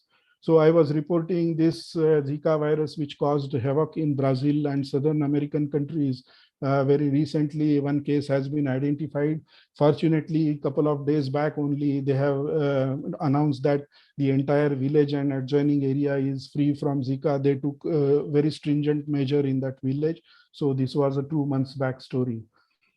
COVID-19, I would not talk about the human deaths and human cases. We all know how it has caused havoc, but it also infects animals, and animal infections have been reported by OIE world over.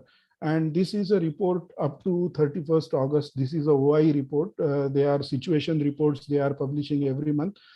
September report has not yet come out. So 572 outbreaks in animals, they have been reported in different 30 countries in 12 different species, minks being the prominent, and other animals also they have reported. This is a graph or map showing the occurrence of diseases in globe. Control of these emerging infections, the most appropriate approach is One Health approach. We have been listening to One Health approach in recent years. It's nothing but a collaborative multi-sectoral approach which has to be applied at all the levels, right from local to global level, and nothing but the interconnection and interrelations of the human, animal, plant, and their environment. So all human health impact, environmental and animal health studies, they have to be collaborated, and then only we will be able to control this disease. And what should be the framework for this One Health approach? Of course, it would be a risk analysis approach, that is risk assessment, all kinds of technical information related to disease burdens, surveillance data, and all information related to disease has to come in risk assessment. Then we have joint response and policy decisions, which is a risk management. And risk communication is, of course, very important because we have to convey to the all stakeholders how to do all these management aspects. So there are certain tools available from FAO, OIE, and WHO related to risk assessment. After risk assessment, we have to prioritize. We cannot go for all diseases at one time. So those that are of the highest risk group, we have to target them first according to our resources. And as our Honorable DDG has told you, it's better to have a preventive approach. Once you have a preventive approach, we target at the drivers of emergence and transmission spread of the infection, early diagnosis, then it will be helpful. Outcome would be very less. There will not be much life lost or economic loss. But in case of reactionary measures, already disease has spread to all over the places, and then it becomes very, very difficult to control. And who is going to play a very important role? As a veterinarian, we have to play a very, very important role by maintaining health and welfare of food producing animal. We are also maintaining the health of companion animals, thereby preventing diseases from transmitting to human. We are controlling food system also, because food producing animals we are taking care of. Wildlife health management is also our domain. So spillover from wildlife can be prevented. All kinds of research activities on vaccines, drug development, diagnosis, we are contributing to the well-being and control of emergence of these diseases, as well as in case of aquatic health animals. Plus climate changes, we can, with a good production system, reduce impact on environment, and through education, we can keep on educating public about all these diseases and transmission of knowledge. From farm to fork food chain also, we are contributing in a huge way. Production, I have already told you. In transportation also, health and welfare of animal is taken care by veterinarians. AM and postmortem, antemortem, postmortem is a responsibility of veterinarians. In processing plants as well as in laboratories, all the diagnosis or the hygiene maintenance, it's a responsibility endowed on the veterinary officer. So we are contributing in a huge way in emerging disease control. So finally, emerging diseases are very complex problems, and we all have to join hands, human health, environmental health, and animal health. And only when we have a collaboration of all the sectors at all the levels, then only we will be able to control these emerging problems or emerging disease problems. So thank you very much. Thank you.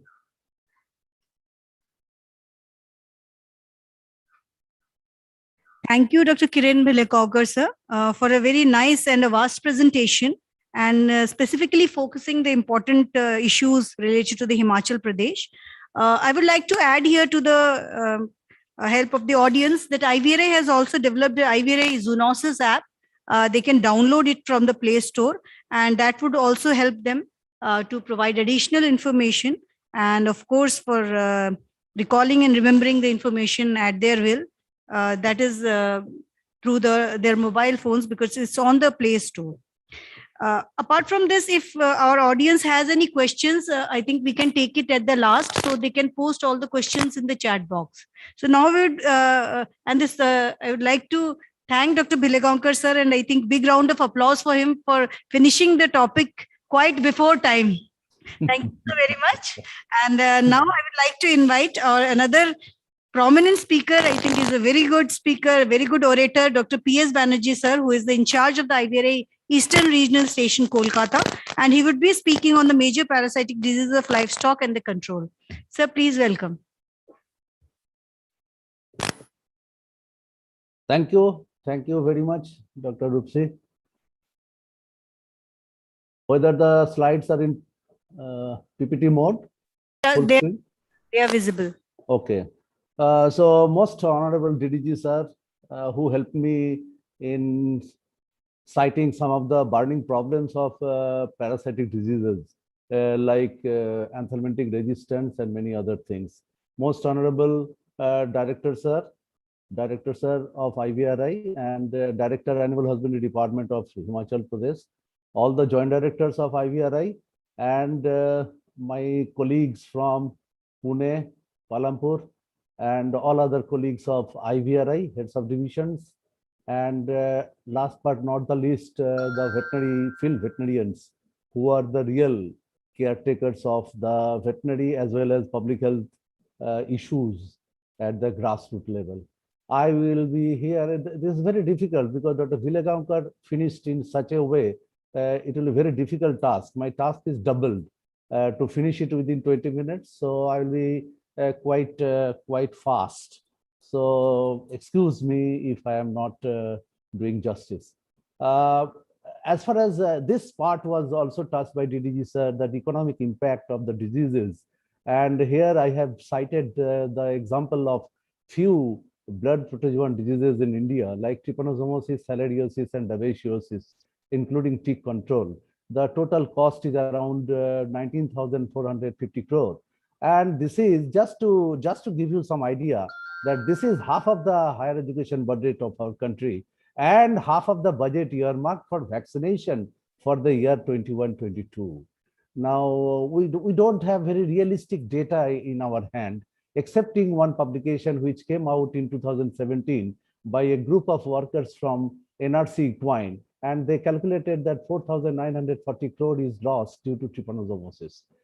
Now, as far as the agroclimatic zones of Himachal Pradesh is concerned, we have the sub-mountain low hills, and which is about 6 districts, and then the mid hills, and then the high altitude temperate wet climate, and then the high hills temperate dry. The parasitic fauna, the real parasitic load is mostly seen in the sub-mountain and low hills, and to some extent in the mid hills.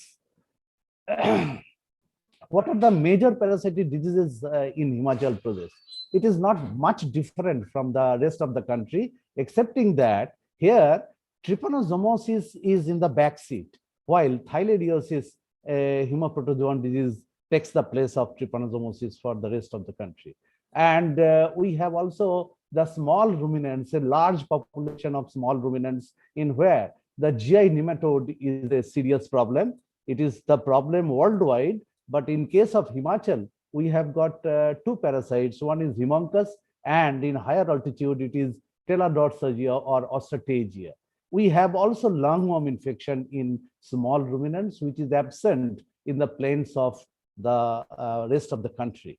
And we have got fasciolosis, paramphistomosis, coccidiosis, mange, and lousiness for small ruminants. Now I will come to one by one the parasites. Fasciolosis is a serious problem in some parts of Himachal Pradesh, not everywhere. Where there is permanent water bodies, there fasciola is a serious problem.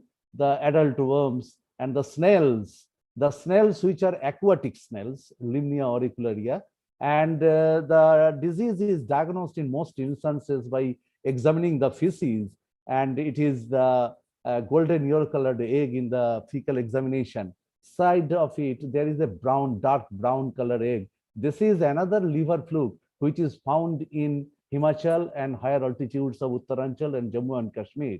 That is Dicrocidium. This parasite is very common, but not as pathogenic as fasciola. On the contrary, we have got another egg which also appear in the pig in the fecal sample. This is the amphistome egg. By seeing the color of these 2 types of eggs, we can easily distinguish. Now we know that fasciolosis occur in 2 forms. One is acute form, when the immature flukes are migrating in the liver parenchyma and cause severe traumatic hepatitis. It is difficult to diagnose because none of the parasitic stages come out with any of the excretion and secretion. While chronic infection is due to the adult worms in the bile ducts, and it can be easily diagnosed by seeing the eggs. Now, this is the egg. When the eggs come out with the feces, then in the water, they develop, and a larva develops inside the egg. This is the larva which is known as miracidium. It is giving pressure to the egg shell to rupture and will come out after rupture. So when they come out, they swim in the water. This is known as miracidium. They swim in the water aimlessly, not aimlessly. They are in search of a particular snail inside which they will penetrate and will multiply. So after multiplication in the snail, the cercari ultimately come out from the snail. This is that they are swimming in the water, and after swimming in the water for some time, they insist on any inanimate object as a meta.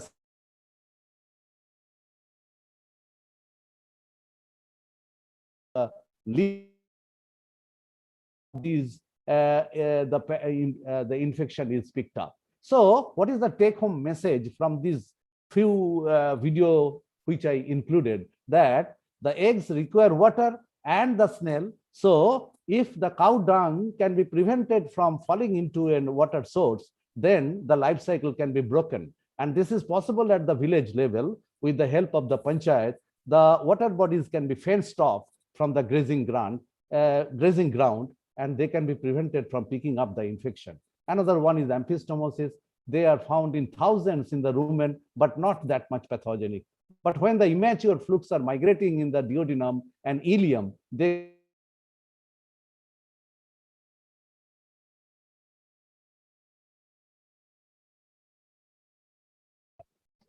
Now, coming to another helminth, which is also very important, is Himanchus and Ostrategia. In case of Himachal, it is Ostrategia. and Himanchus, but in rest of the country, it is Himanchus alone, along with some other nematodes. The abomasum is the site of predilection, and they are severe bloodsuckers and cause severe anemia in animals. There is one vaccine available in some countries, but not in our country. And in animals in Himachal Pradesh, small ruminants were found to carry around 93% of the small ruminants were found infected. Now, when the eggs come out, then the larva develops in the pasture and they migrate in the larva grass blades, and they are in the dew drops, and they are awaiting ingestion by an animal. So this is the mode of infection in case of small ruminants. Now, as the DDG sir was telling, anthelmintic resistance actually is man-made because of heavy reliance on anthelmintics, that is frequent deworming, inaccurate dose calculation, indiscriminate use, long-term use of a single class of anthelmintic. This was also pointed out. There should be a switch from one anthelmintic group to other to prevent the emergence of drug resistance or anthelmintic resistance. And this is mostly related to the contaminated pasture. So what to do? We can avoid frequent and repeated use of anthelmintic, particularly the same class. We can avoid dosing, assess the treatment efficacy. This is the most important thing. Until and unless we assess our treatment, we cannot determine that whether anthelmintic resistance is prevailing or not. So another concept is that avoid mass drenching. It should be targeted drenching, and the animals who require the treatment, they should be treated alone. They should be treated only. Now, there are research going on different aspects of this parasite management. One such is the nutritional supplementation and the gut microbiota, but still it is in the laboratory level.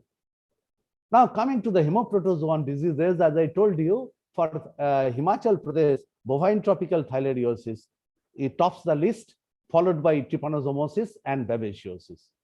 Now, coming to bovine tropical theileriosis, you all know that it is transmitted by Hyaloma anatolicum, and the parasite is Theileria annulata. Here there is high fever, etc. All other hemoglobinuria may be there. But the most important thing is swelling of the superficial lymph node and the face. And nasal discharge and lacrimation, labored breathing is another very important thing because of the lung edema. Diagnosis can be made by blood smear, lymph node aspirate examination. I like to point out to the vets that when we examine the blood smear and we find the parasite in the erythrocyte, that is too late to do treatment because all the damage has been done already. So lymph node aspirate is a better option. And when the parasites are demonstrated in the lymph node, the lymphoblasts, and treatment can be instituted. And the success of the treatment solely depends upon how fast it is diagnosed. There are serological tests and molecular techniques which are restricted to some select laboratories only. These are some of the photographs of Theileria in the pyroplasms in the erythrocytes.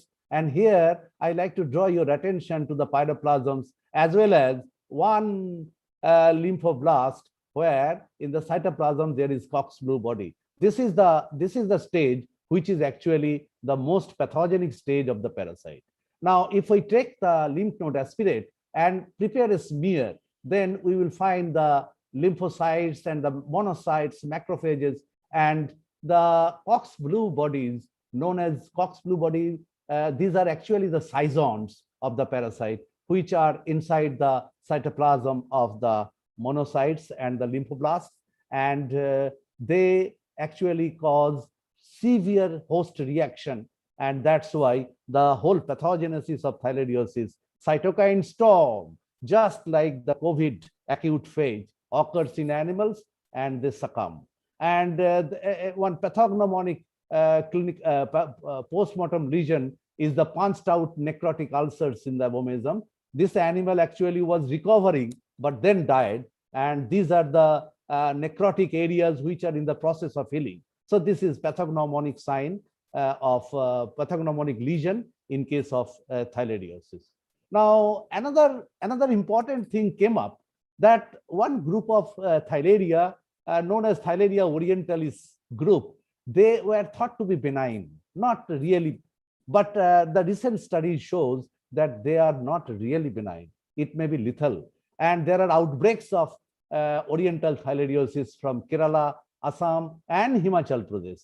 Himachal Pradesh, Patial et al. 2021, they reported outbreak of oriental thalidomide in a cattle herd from one of the districts, which is very much close to Haryana. And they are high fever, anemia, enlargement of the lymph node, coughing, lacrimation, hemoglobinuria was also seen. So this is an added headache for the Himachal vets to identify whether it is Thalidomide annulata or Thalidomide orientalis.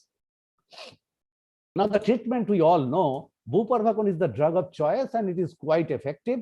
And these drugs, the remaining two, these are the antibiotics, these are not used nowadays. But one problem with the buparvacon is that residues of buparvacon remain in the body of the animal for around 147 days. So please take care that this type of animals are not slaughtered, or the milk which is used for consumption should be restricted at least for 12 to 15 days to decrease the contamination of or the passage of the drug to the human beings. Now, resistance against buparvacon has also been reported from some parts of the world, particularly Tunisia, Sudan, Turkey, and Iran. But fortunately, there is no confirmed reports from India. Though we listen that buparvacon is not working, buparvacon is not working from the field beds. We have got one horizontal vaccine, attenuated vaccine, available, marketed by Indian Immunologicals, and this gives protection and should be used in high-yielding crossbred animals.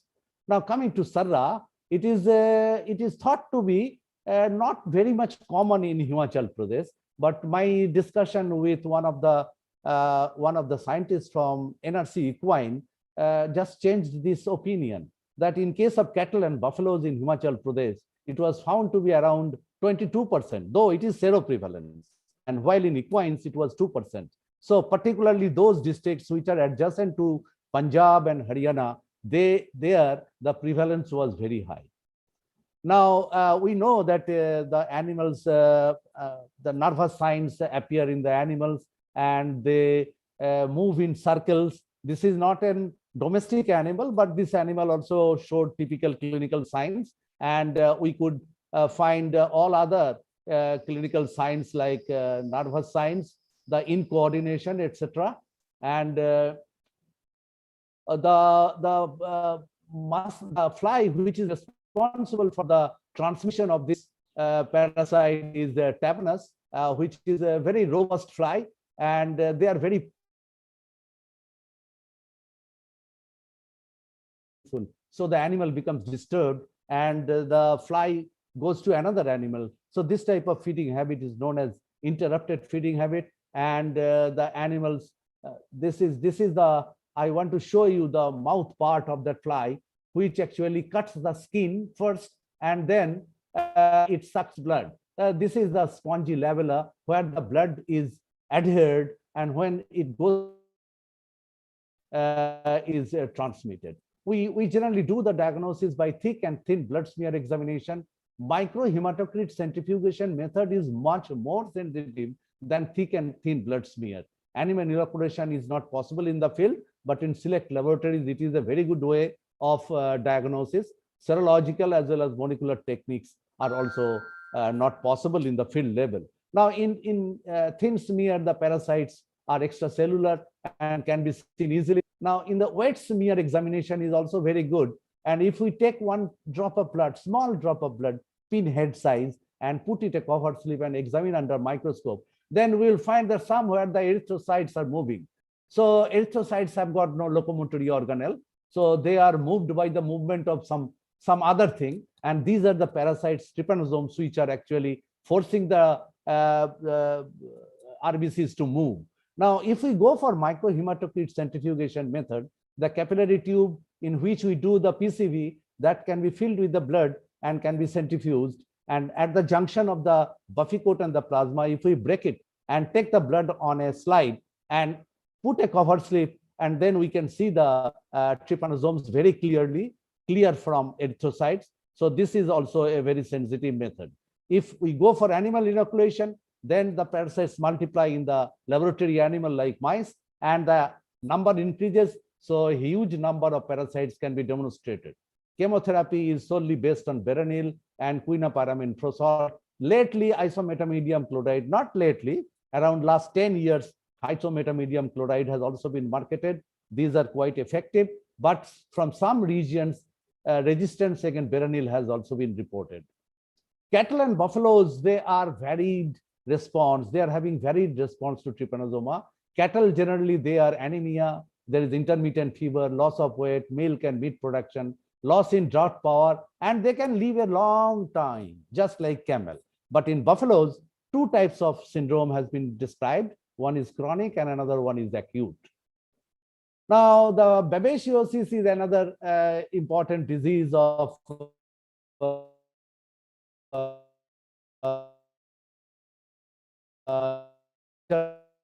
Pradesh, and I could find that 9% of the cattle in Kangra. This was published in one article, and I collected from it. So the conjunctival mucosa is almost papery white. There is icteric mucosa of the buccal cavity, and the hemoglobinuria in that been shown. And the thin blood smear can depict the organisms. They are either paired pydoplasms, but pyriform, but don't be confused if they are circular or amoeboid. They are also Babesia. They are in the different stage of their multiplication. Heavy infection may lead to death even. And these are the larval ticks which are responsible for transmission. They actually acquired the infection from their mother.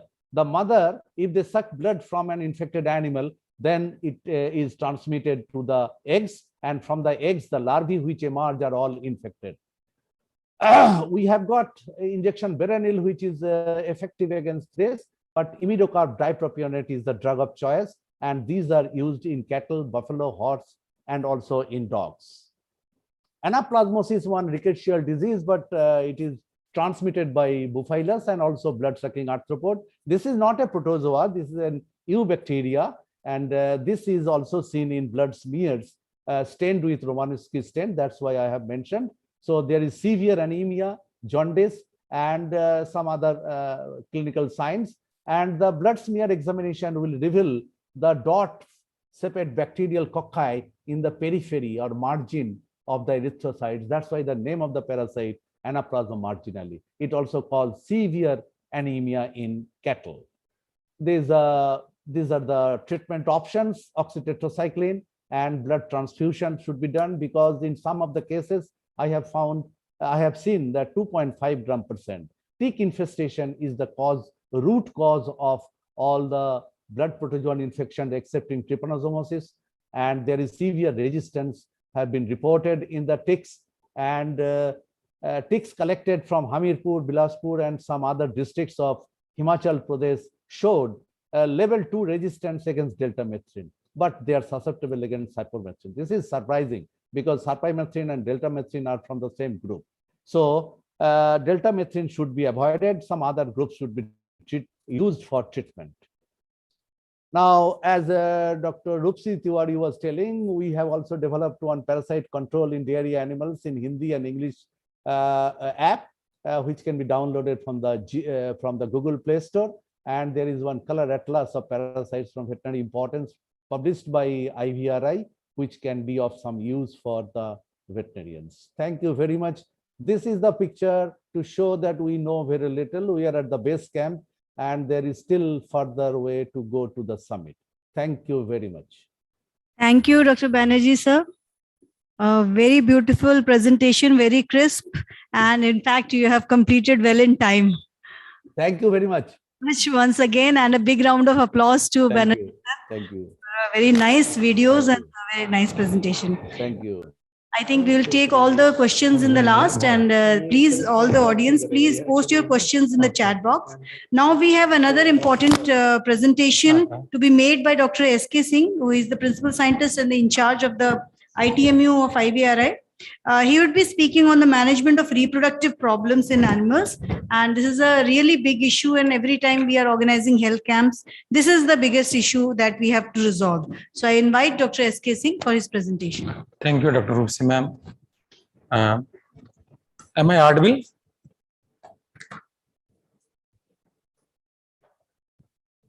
It is on. Am I audible?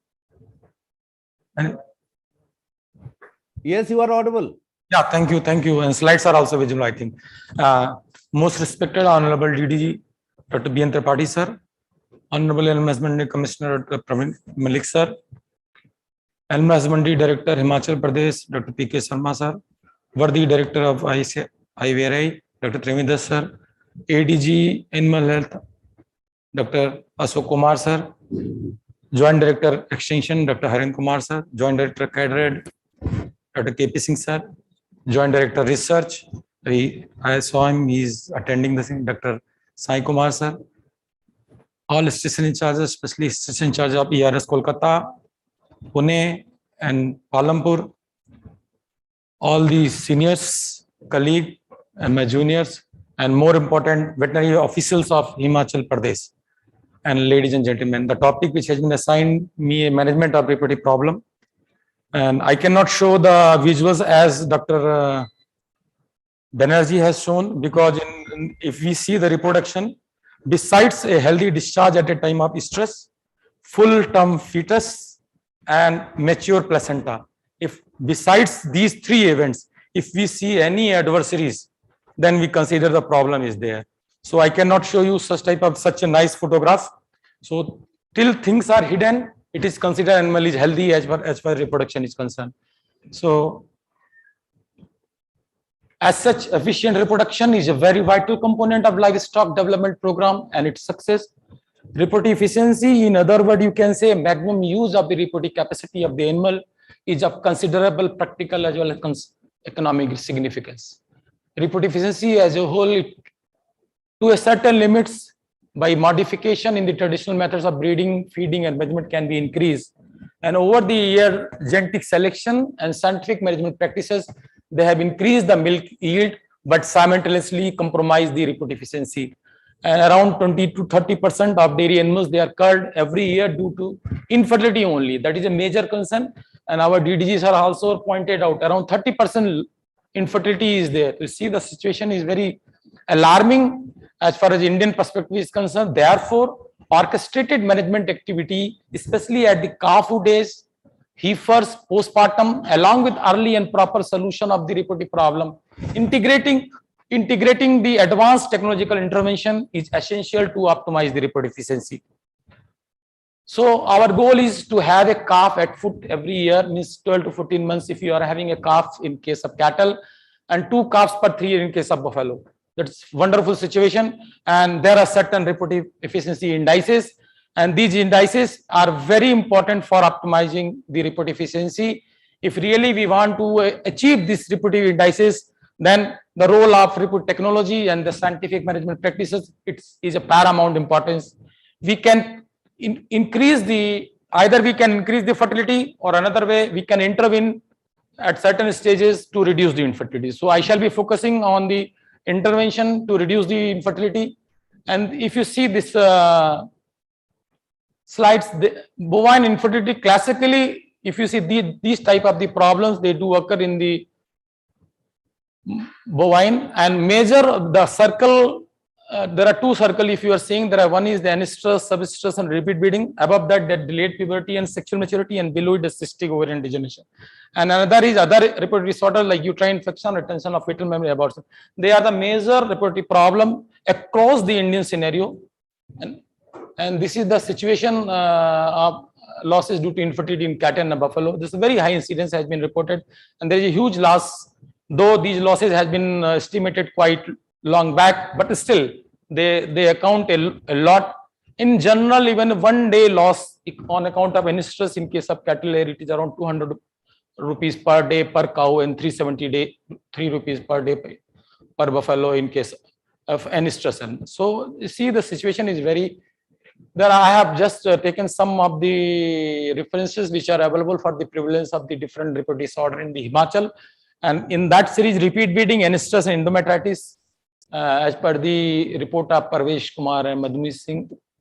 Another analysis has been done by Parvesh Kumar and team. They have shown again prolapse. Some obstacle problems are there: prolapse, retention of placenta, dystocia, and then puerperometritis. And then one significant finding I could see that lot of abortion and infertility has been reported in Himachal Pradesh on account of brucellosis. There's one report I could get in the system. And J.K. Chaudhary also had a status of reproductive disorder in bovine in Himachal Pradesh. And he also pointed out repeat beating, prolapse, abortion, ROP are the major issues.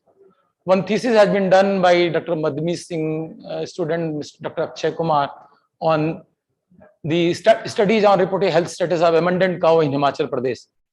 And one beautiful report, as is fungal endometritis, very rare, but it has been reported by a group of SANI and worker. So altogether, there are the major limitations to exploit the production potential, and they are responsible for poor reproductive efficiency, and that in turn increases the calving interval, and that is manifested either in the form of poor display of the stress, maybe other substress, absence of the ovarian activity, maybe you can say in other words is anestrus, and third and most important is embryonic motility. Earlier there was people, they say that all specific and besides specific and non-specific causes, there are certain causes which have paramount importance, like increased uterine PGF-alpha secretion during the critical stages of or delay or insufficient production of the interferon tau by a developing conceptus, decrease luteal progesterone secretion, rather in other words, luteal insufficiency. And because follicular growth is a spontaneous process, they do occur during the pregnancy also. So that if there is an increase in the estradiol, especially during the critical period of MRP, there are chances embryonic motility will be there.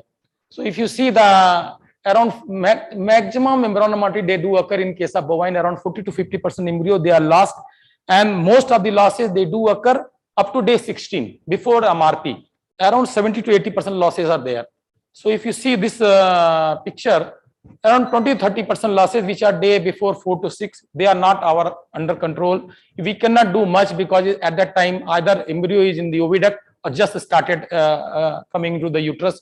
But the situation between 7 to 16, 17, most of the losses they do occur, 40 to 50% losses, and the whole globe is working on this particular window in order to rescue some of the embryo before that.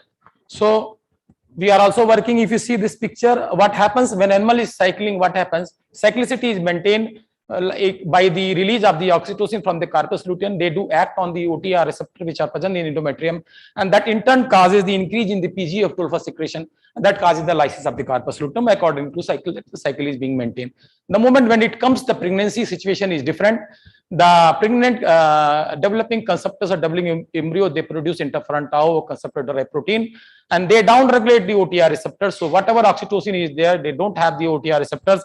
In that sense, progesterone is being maintained, and that maintain the pregnancy. So can we prevent it? Yes, there are certain principal strategies to reduce to embryo mortality, like by inhibiting PGF-alpha synthesizing enzymatic machinery for a very short period, or to increase the antiluteal stimulation by developing conceptors. In third strategy is to increase luteal phase progesterone level and to decrease the luteal phase concentration of the E2. These four strategies are major strategies in order to rescue some of the embryos. So, and the ultimate aim is, can we generate a larger corpus luteum?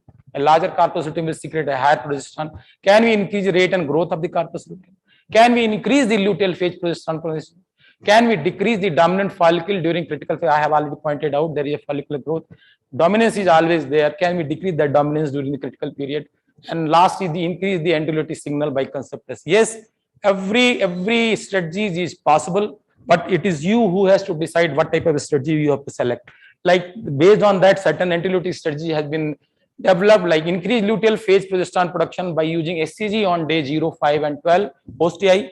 Alternately, you can use insulin also 0.2 IU per kilogram body weight during the mid-luteal phase of the stress, beside progesterone supplementation during 5 to 18 days post-TI. Another strategy, decrease luteolytic response by the material unit. We have successfully tested COX-2 inhibitors during the mid-luteal, especially 13, 14, 15, just in and around the onset of the MR.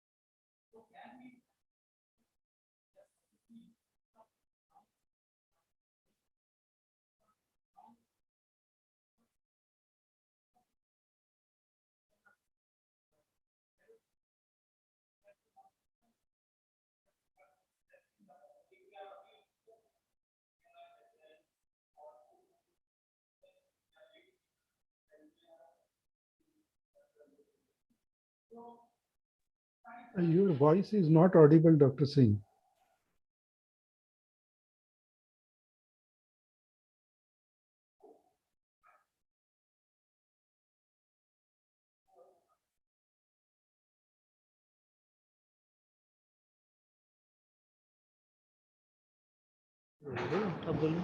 Hello.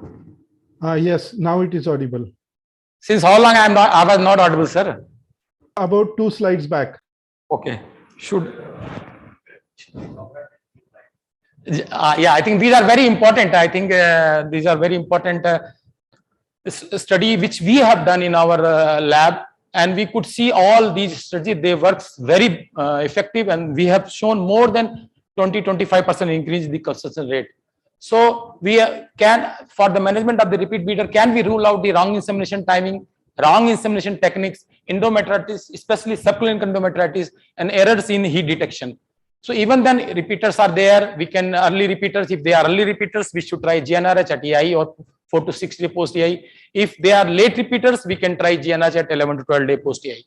So role of artificial insemination. Everybody is doing artificial insemination, but doing insemination at the right time, like mid to late stress following AM PM rule, by proper heat detection program, using different kind of devices at the right place, mid cervix to body of the uterus, using innovative devices like EI gun with cameras. They are very frequently available nowadays, and a proper time.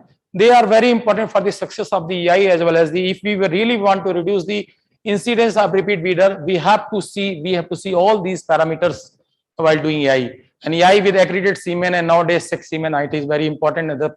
I think Dr. Sharma was also rightly pointed out the important male havoc is there in Himachal also. So it is everywhere across the India. So we should think although using sex semen, and now they are being available by NEDB and GNS-CBS.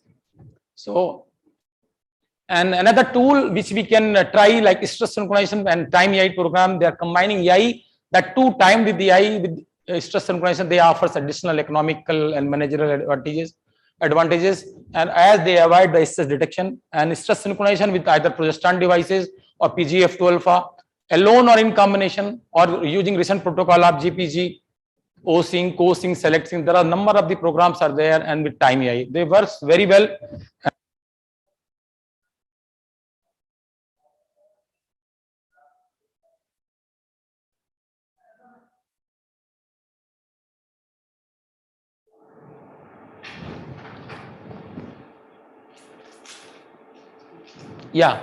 Yeah, another tool is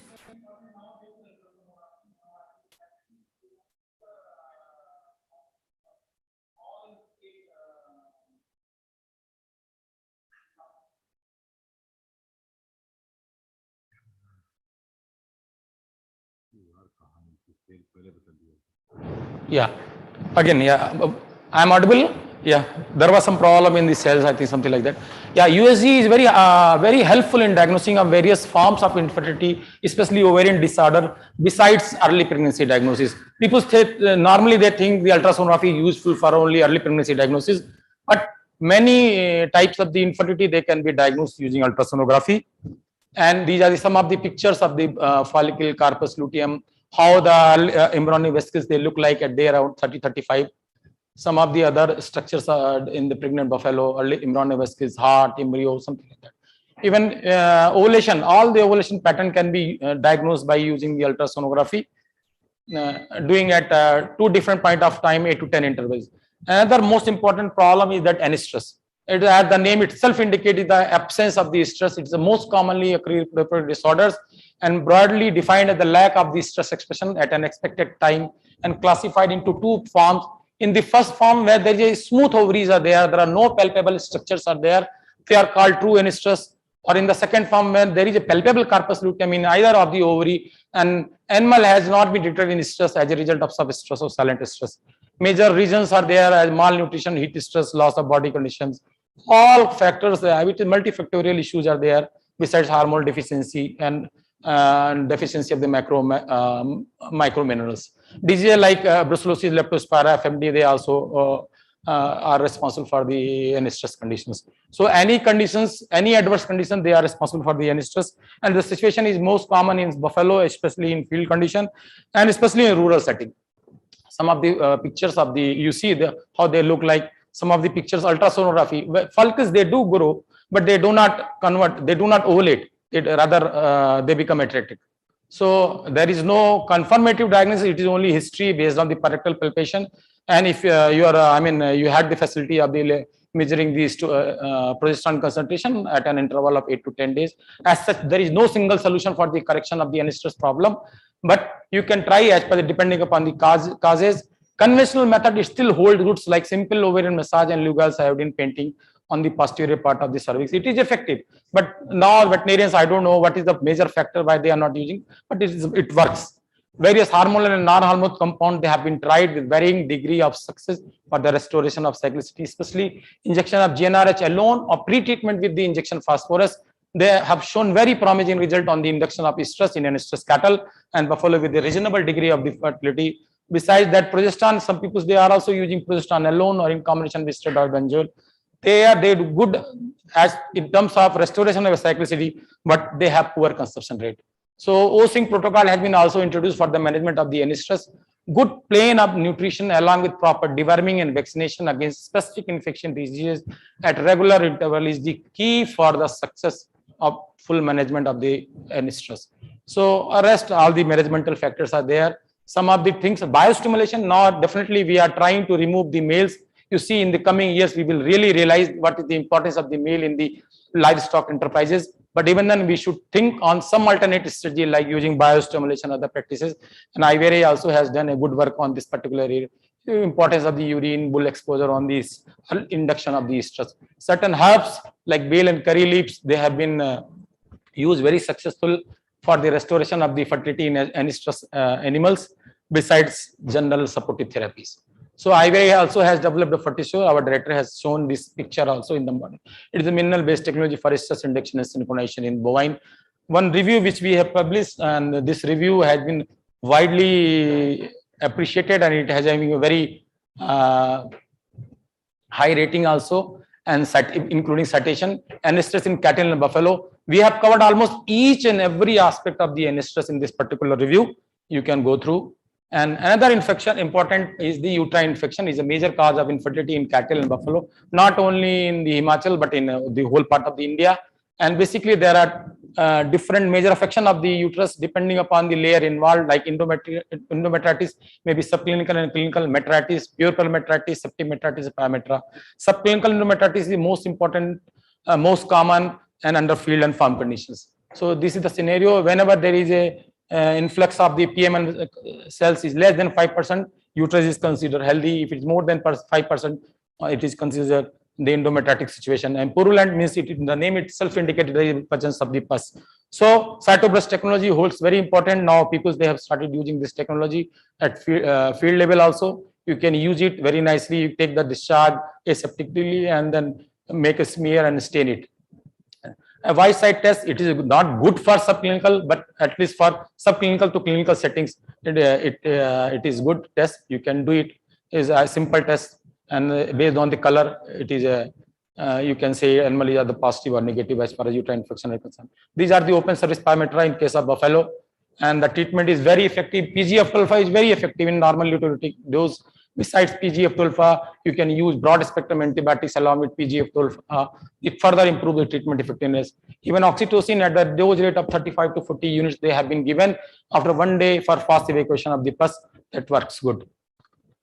So certain immunomodulators, they have been also used by Dr. Harin sir and work group like neem oil, Escherichia coli, LPS, blood plasma, and garlic extract for the restoration of the fertility in subclinical endometritis, cattle and buffalo. Another important is retention of fetal membrane. As the name itself indicates, fetal membrane should be normally expelled within 8 to 12 hours after parturition. If it is not going to be expelled within 12 hours, then it is considered a case of RFM.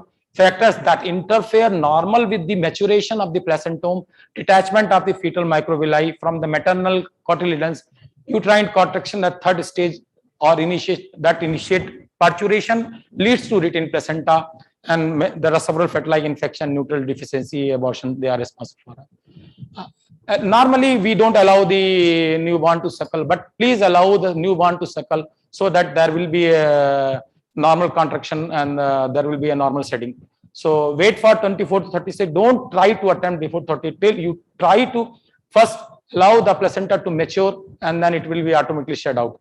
But on broad spectrum systemic antibiotics, if systemic illness is there, and hormonal therapy like oxytocin in 25-35 IU or IV or steroidal benzoate or in PGF-12, they have shown good success. So another important is cystic ovarian disease. As the name itself indicates, these are the cysts in the ovary. The follicular structures resulting from ovulation failure that are frequently larger than the normal and persist within the ovary for longer than normal follicles.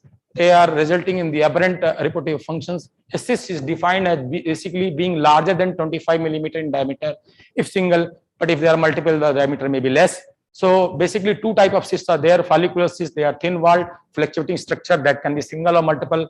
Another cyst is luteal cysts, they are thick walled and are usually single. And differentiation can be done by ultrasonography, generally more accurate than by manual palpation. So there are major clinical signs: persistent distress, and distress of masculination, depending upon the intensity of the condition, maybe nymphomania, buller condition, sterility. Those, especially these are very common in the crossbred and purebred animals. So treatment should, normally earlier manual rupture was there, but now we suggest you should not do it, that process. Rather, you aspirate the content and do the treatment with some hormonal therapy like GnRH, Corulan, GnRH plus PGF-12, OSING, GVS. There are so many number of the hormone protocols are there. It depends what type of the facilities, what type of the hormonal which is available at your end, you should use it. So just I have shown you one reference I have seen. Brucellosis is the major cause of the abortion or the infertility in Himachal Pradesh. Please, now Government of India also has introduced the national eradication program for against brucellosis, and that vaccination is going on. Rest you take all cares as for the normal infectious disease are being taken. So some of the tools have been developed by our division, like ivory crystoscope. Basically, it's a field tool to determine the right time of breeding in cow, buffalo. Basically, it's a very simple tool based on the fun pattern of the cervical mucus. And this technology has been marketed by Leica Export, Renvexi, Rohit Enterprise, and Cattle Limited, and Siddhant also. So this is a very simple tool just based on the fun pattern. If funds are good, you can say animal is in proper stress. And if funds are not looks like normal, you say that certain deviation, either animal is likely to come or animal has passed the stress or some problems are there. So these are these other tools our director sir has shown in the morning also, like fetal lubricator, like to relieve the dystocia, fetal extractor and lubricator developed by Dr. J.K. Prasad and team. Another device has been developed, thawing device has been developed by Dr. Neeraj Srivastava and team. Some of the cyst ablation device. Now cysts are very important because crossbreds are coming, purebreds are there. So we have developed some devices for cyst ablation, ovarian cyst aspiration cum ablation devices also. We have developed another device like internal genital injection device for giving some treatment, and a catcher, herd animal catcher, because catching the animal in a herd is a difficult task, especially because they are normally let loose. So we have developed also they all are registered IP protected techniques are there. So as I think Dr. Roopsi also has told Dr. Partho sir, our institute has developed in the able guidance of Dr. Roopsi and team. We had good number of the copyrights, and especially I am pointing out only IVA technology app, veterinary clinical app, animal reproduction app, and EI app. These apps are concerned with this particular track. That's why. Otherwise, we do have 38 mobile apps are there. So another review which we have written in 2005 in Animal Sciences. It has covered almost all reproductive disorder and their management in cattle and buffalo, and it is very good review. If around 30-40 pages are there, even for all beginners, for all veterinary officials, for all students, this review is very excellent review, and it has a very large number of the citations. So, like take home message, as you know, whatever I have told, reproductive efficiency is really a paramount importance. If really we want to exploit the livestock as animal husbandry to another level, as Dr. Partho was telling, we are at the base, and if we have to achieve the top of the hills, so definitely we have to improve the reproductive efficiency, and systematic efforts must be paid to improve reproductive efficiency, like introduction of new reproductive tools and technology. They are must for increasing fertility and control reproductive disorders. Production and availability of the quality disease-free semen is a major issue, and our government is trying to address to a large extent, but still it is an issue. So we should have a good quality semen so that we can have a proper EI network. Accurate stress detection and proper time of insemination. If it is not correct, if you are not going to detect stress at right time, not inseminating at right time, everything will be failure, whether your emerge is costing 10,000 or 1 lakh rupees. So our DDs also have pointed out, even we should have a animal breeding program as per the farming system. Every farming system has, like in Himachal, you see that's a lot of scarcity of the feed and fodder. How we can implement the same kind of the breeding system in there? So we should think on that line also and adopt strict sexual health control program in terms of early pregnancy diagnosis, prevention of post-partum diseases, early diagnosis and treatment of the uterine infection, and management of repeat bleeders. Proper nutrition is the key of the success of the reproduction. And as you know, the reproduction is luxury. Animal will breed only when animal is healthy. So, and there is a need for development of automated recording system. Now everybody has started thinking on this particular area, and at last, for which we are here, we need your support. Definitely you are asset for us. Your feedback is going to help us. So there is a need of establishment of proper veterinary extension and services and network in order to maintain optimal reproductive efficiency in cattle as well as buffalo. And I'm very much thankful to one and all for giving me a presentation, and well in time, although there were 2-3 technical glitches during your presentation, for which we are very sorry. Now we have come to the end of all the presentations. I think a big round of applause for Dr. S.K. Singh for covering such a big topic and a vast one within time. Now I'd request all the participants to please write their questions on the chat box, and we will start taking them one by one. जरा chat box को बड़ा कर दीजिए.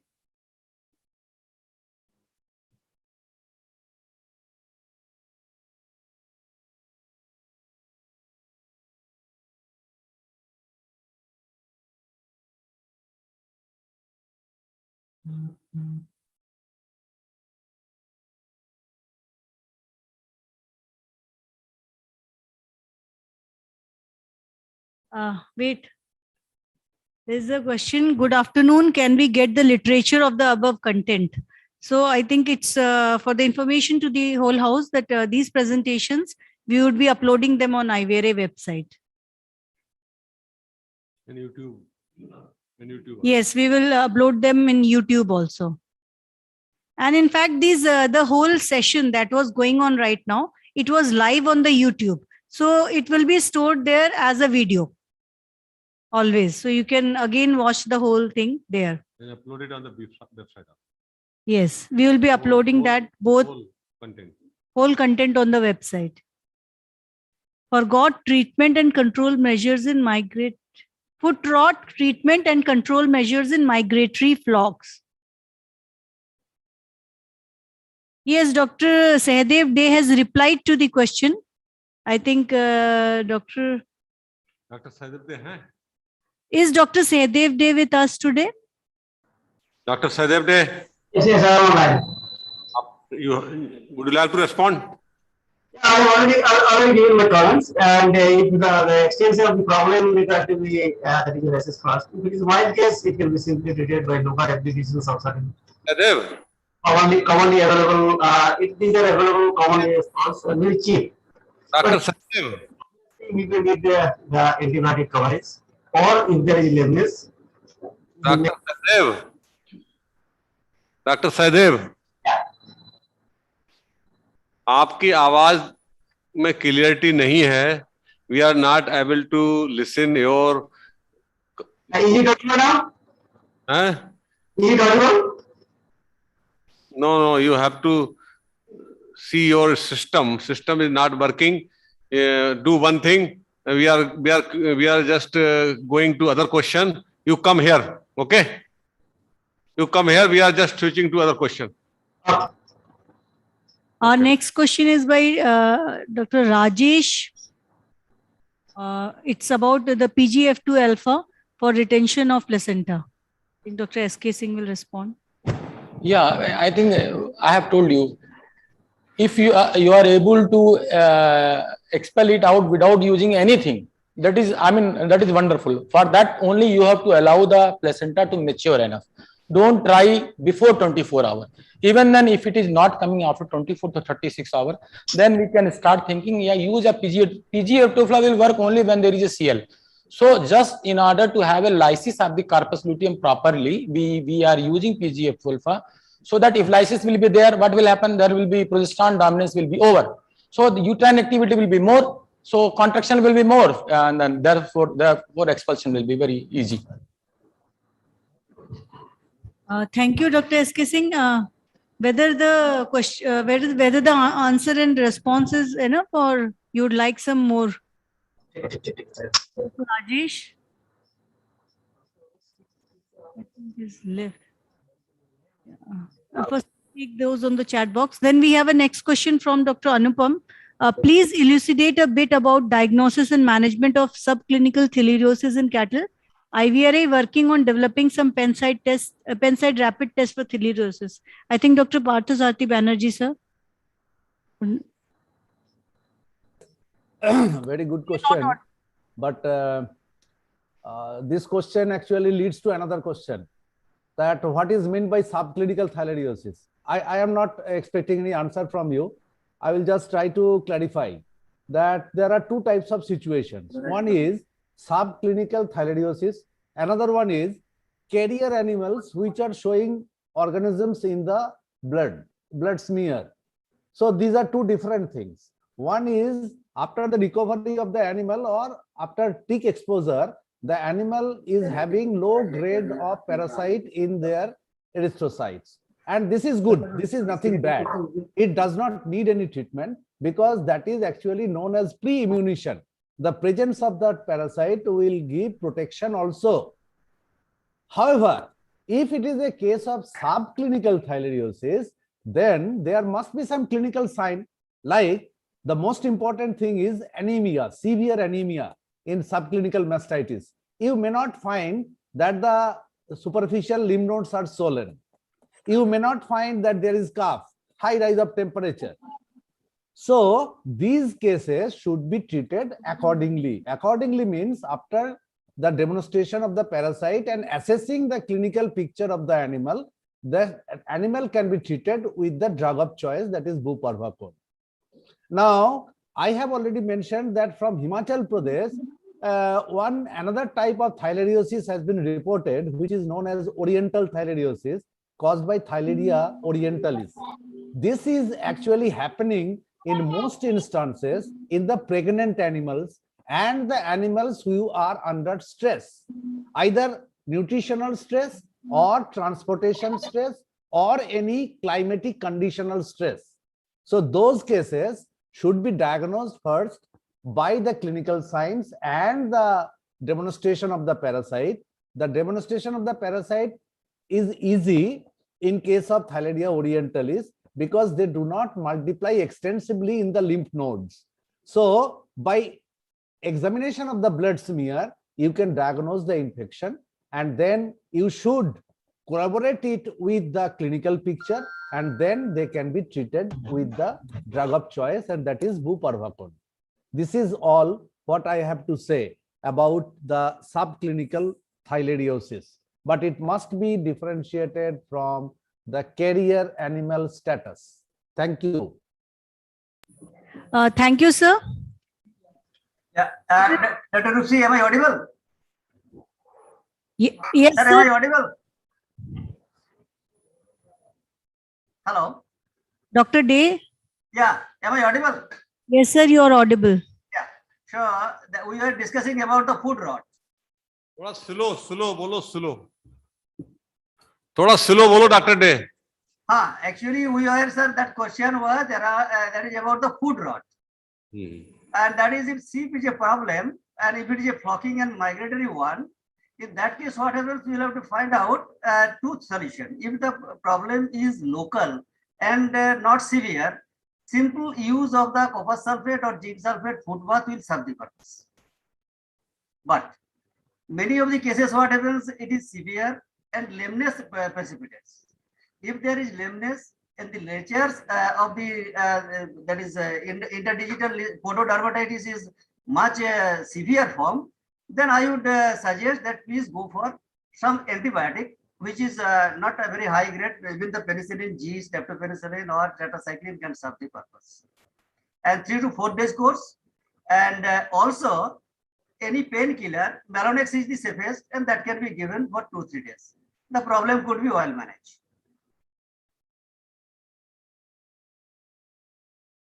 Okay, thank you, sir. Not as a Our next question is by Satish Kapoor. Besides conventional methods, any rapid test kit developed for pregnancy diagnosis for cattle and buffalo? Yeah. I think Dr. Haran. As far as early pregnancy diagnosis is concerned, in Indian scenario, people are working. There are 3 places. My lab is working. Lab at NDRI under the able guidance of Dr. Mohanty. Now he is our joint director also. And at Hisar, Dr. CRB Hisar, Dr. Balara is working. Dr. Balara has come out with a urine-based early pregnancy diagnostic kit. I mean, now it is not commercially available, but I think it is in domain. It is IP protected technology. NDRI and IVRA also we are working. We are also very near to develop a sandwich ELISA as well as LFA. Our specificity is very good. It is more than 97. Sensitivity we are working. That's why I think we also hope within 3 to 6 months. Last meeting, interface meeting, I have told same thing. I am telling 3 to 6 months we can have some better solution either from here or NDRI or his CRB Hisar. Otherwise, if you see the global standards, some of the kits are available and they are being marketed by the different firms and they are available in India. Some farm settings or they are also using these IDEX based kits. But seeing, I mean, their performance in totality, I cannot tell this is because I have used all those kits also for as a control. But people have started using, they are very nicely available, especially by IDEX and other companies. So you can use, they have Rapid also, they have ELISA also, all types of the assays. As for India scenario, there are no commercial kit available till now by any commercial company using Indian technology, I think. Thank you, Dr. Singh. I don't see any more questions in the chat box, although we have our participants, some had raised their hands. So can you show them on the screen who have raised their hands? And you can also unmute and ask the questions here.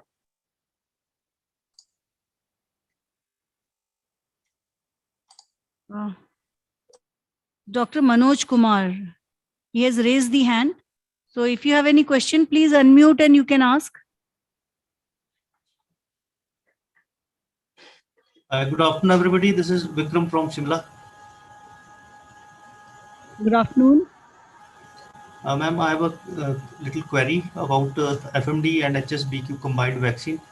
If anybody could address that issue of regarding whether we should go for a combined vaccine with FMD, HS combined or a plain vaccine as per the NADCP protocol, because some states have really adopted the combined vaccines. Maybe Haryana has done so. So how do you advocate the inclusion of HS in FMD? We have Dr. KP Singh with us. He's the Joint Director of CADRED, so he would be addressing you.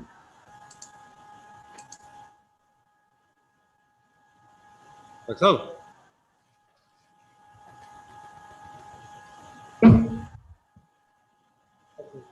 hello. Hello. Yes, regarding this HS FMD combined vaccine, some of the states they are using, like Haryana, you told it. But single antigen based vaccine is always better. You see in FMD, there are outbreaks after vaccination also. So it's a government policy. If you combine 2 vaccines, it is easy to inoculate. The stress on the animal will be minimal. But results are always better using single antigen vaccine.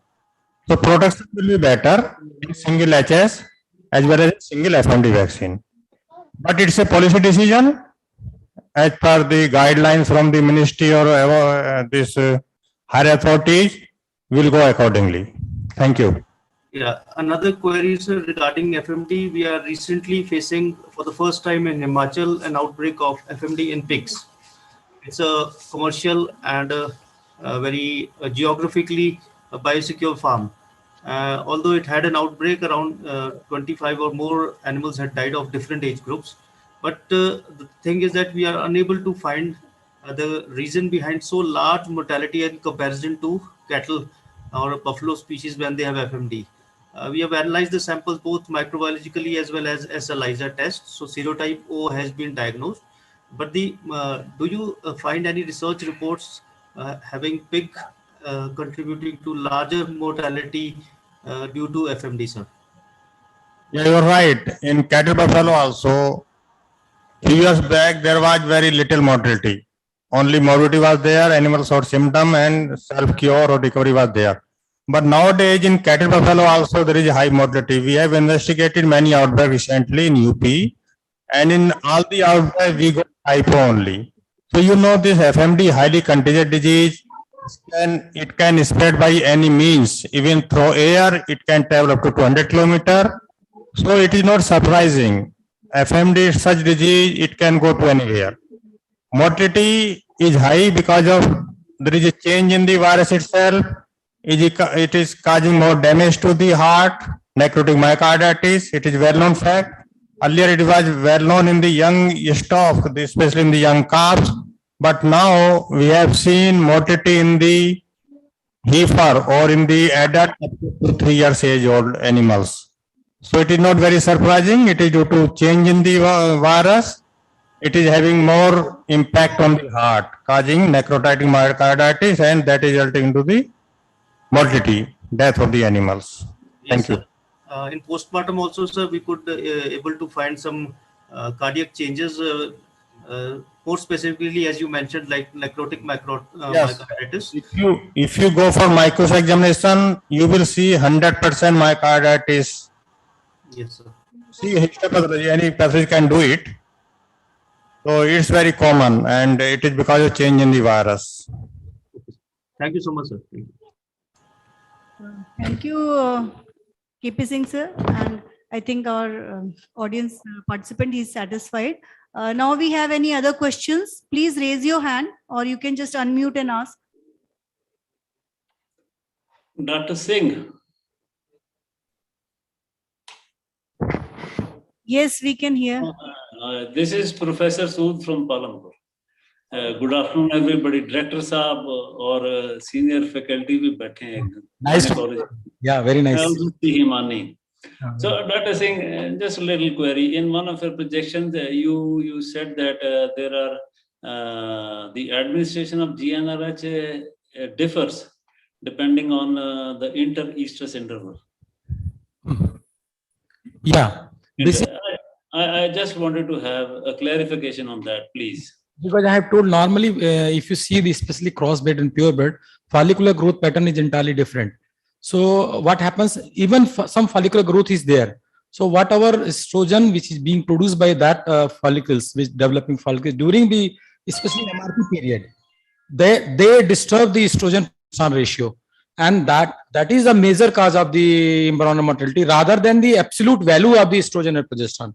So if we are going to use all those GnRH in during mid-luteal phase, then what they do luteinize all those follicles. So there are likely chances the effect of the estrogen progesterone ratio will be diminished. That is the philosophy has been given by Banelli and workers.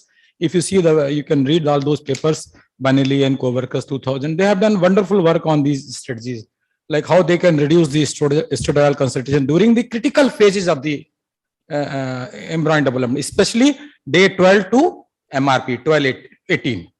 That was the purpose of, because at that time second or third follicular wave growth is there. So there are likely chances there will be more estrogen, and if that more estrogen deviate the normal milieu of the estrogen ratio, and that is responsible for the embryonic. That is the one approach. There are n number of the approaches are there, so that is the logic behind that. Oh, thank you very much. Thank you very much. Now, do we have any other questions? Please unmute and you may ask.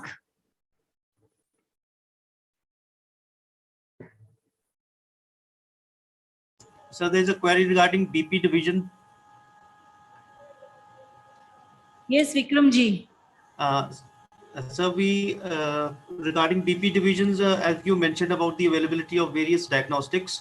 Although they are on the website also, they are available. But if you could kindly share the performa invoice of various available diagnostics like TB, JD, Plorum, RBBT, ABRT, and CCPP agglutination reagents, that will be very great of you, sir.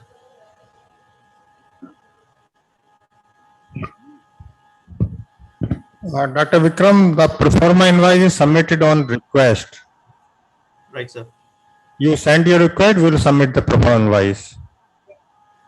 And sir, availability of CCPP agglutination antigen, which has been developed by IVRI long time back as a plate type test, is it available, sir, so that we could also take this?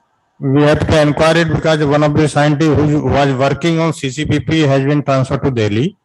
Right, sir. But, we are doing diagnostic here, but regarding supply, we have to inquire from head microbiology and we'll let you know. Grateful, sir. Vikram ji, I think whatever you have regarding procurement technologies are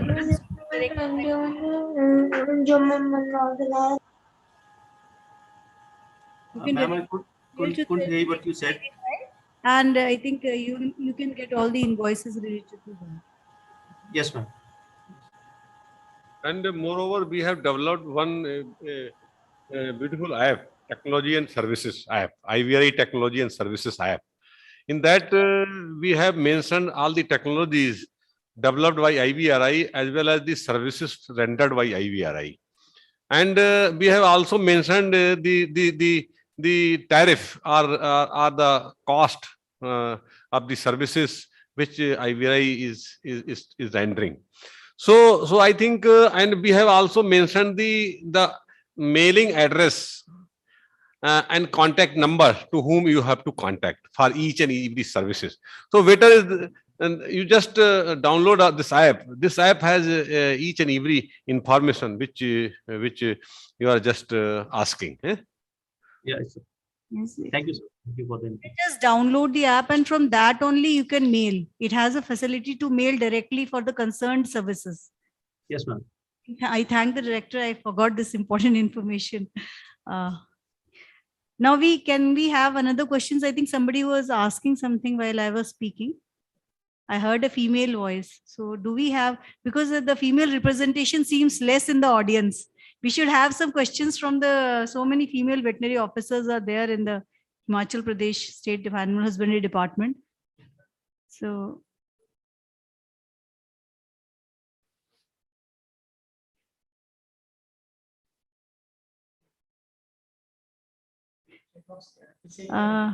Chat box में दिखाइए कोई questions है?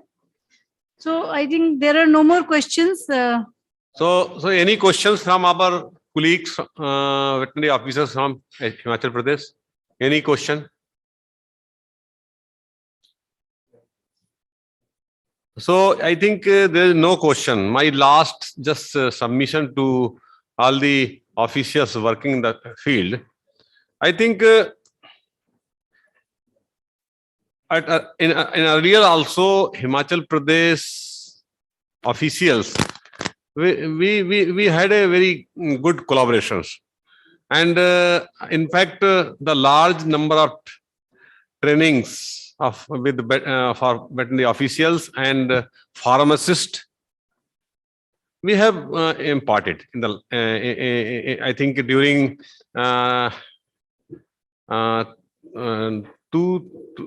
2009 to 14, I think a large number of trainings we have imparted, and we had a very good collaboration.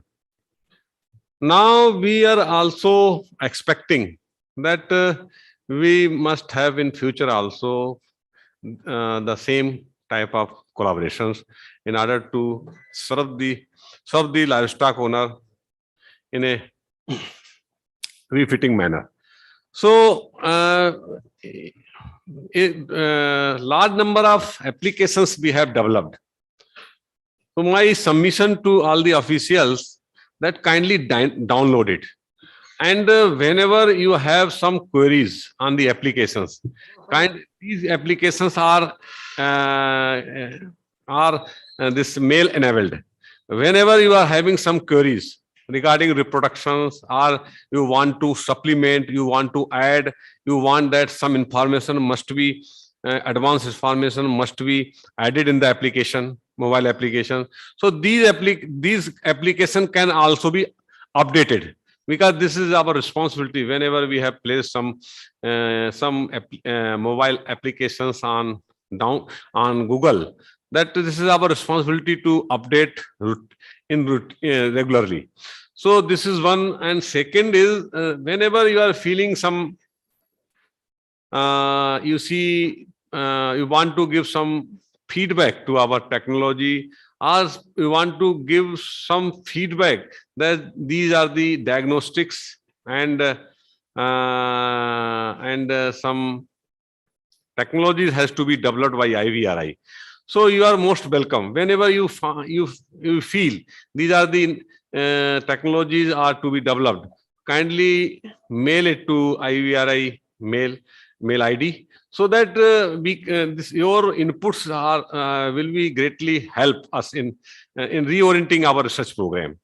So my submission to our colleagues working in the field, because you are the first and you will have a first hand information on the problems. So whatever the problems on which you really required that we must intervene, so kindly let us know, so that we can also reorient our activities. So this is our submission. Thank you very much. Thank you, sir. Now I would like to, I think we don't have any questions, so I think we can wind up the meeting. But before that, can we have a group photograph? Can all the participants just open up their videos so that we can take some group screenshots? That would be good for our record. Kindly open our videos, so we can also have your photographs. We can keep these photographs in our memory also. Please, please open up all your videos.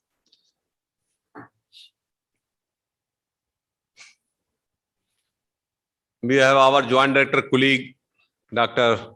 Sai Kumar.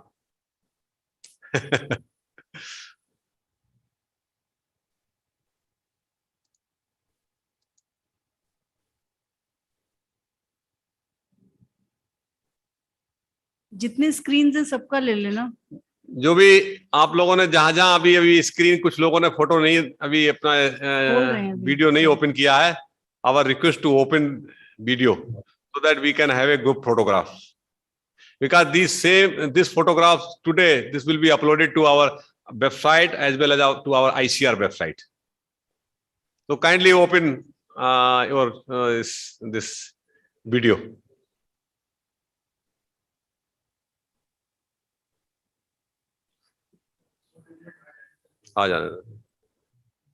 So please, I think some of our colleagues, they are all hiding face.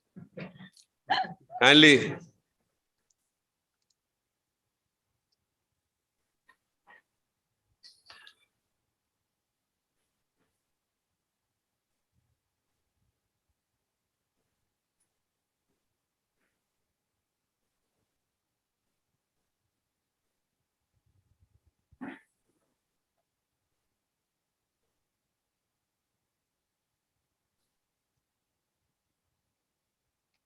So thank you. Okay, with this, we have come to the end of today's program. And I'm very thankful to our director, sir, who has spared his valuable time, and he is sitting with us still throughout the technical session. So thank you very much. I'm very thankful to all our joint directors, Joint Director Extension, Dr. Himanchal Kumar sir, Joint Director Cadre, Dr. KP Singh sir, and Joint Director Research, Dr. G. Sai Kumar sir, for their kind presence, and all the head of the divisions.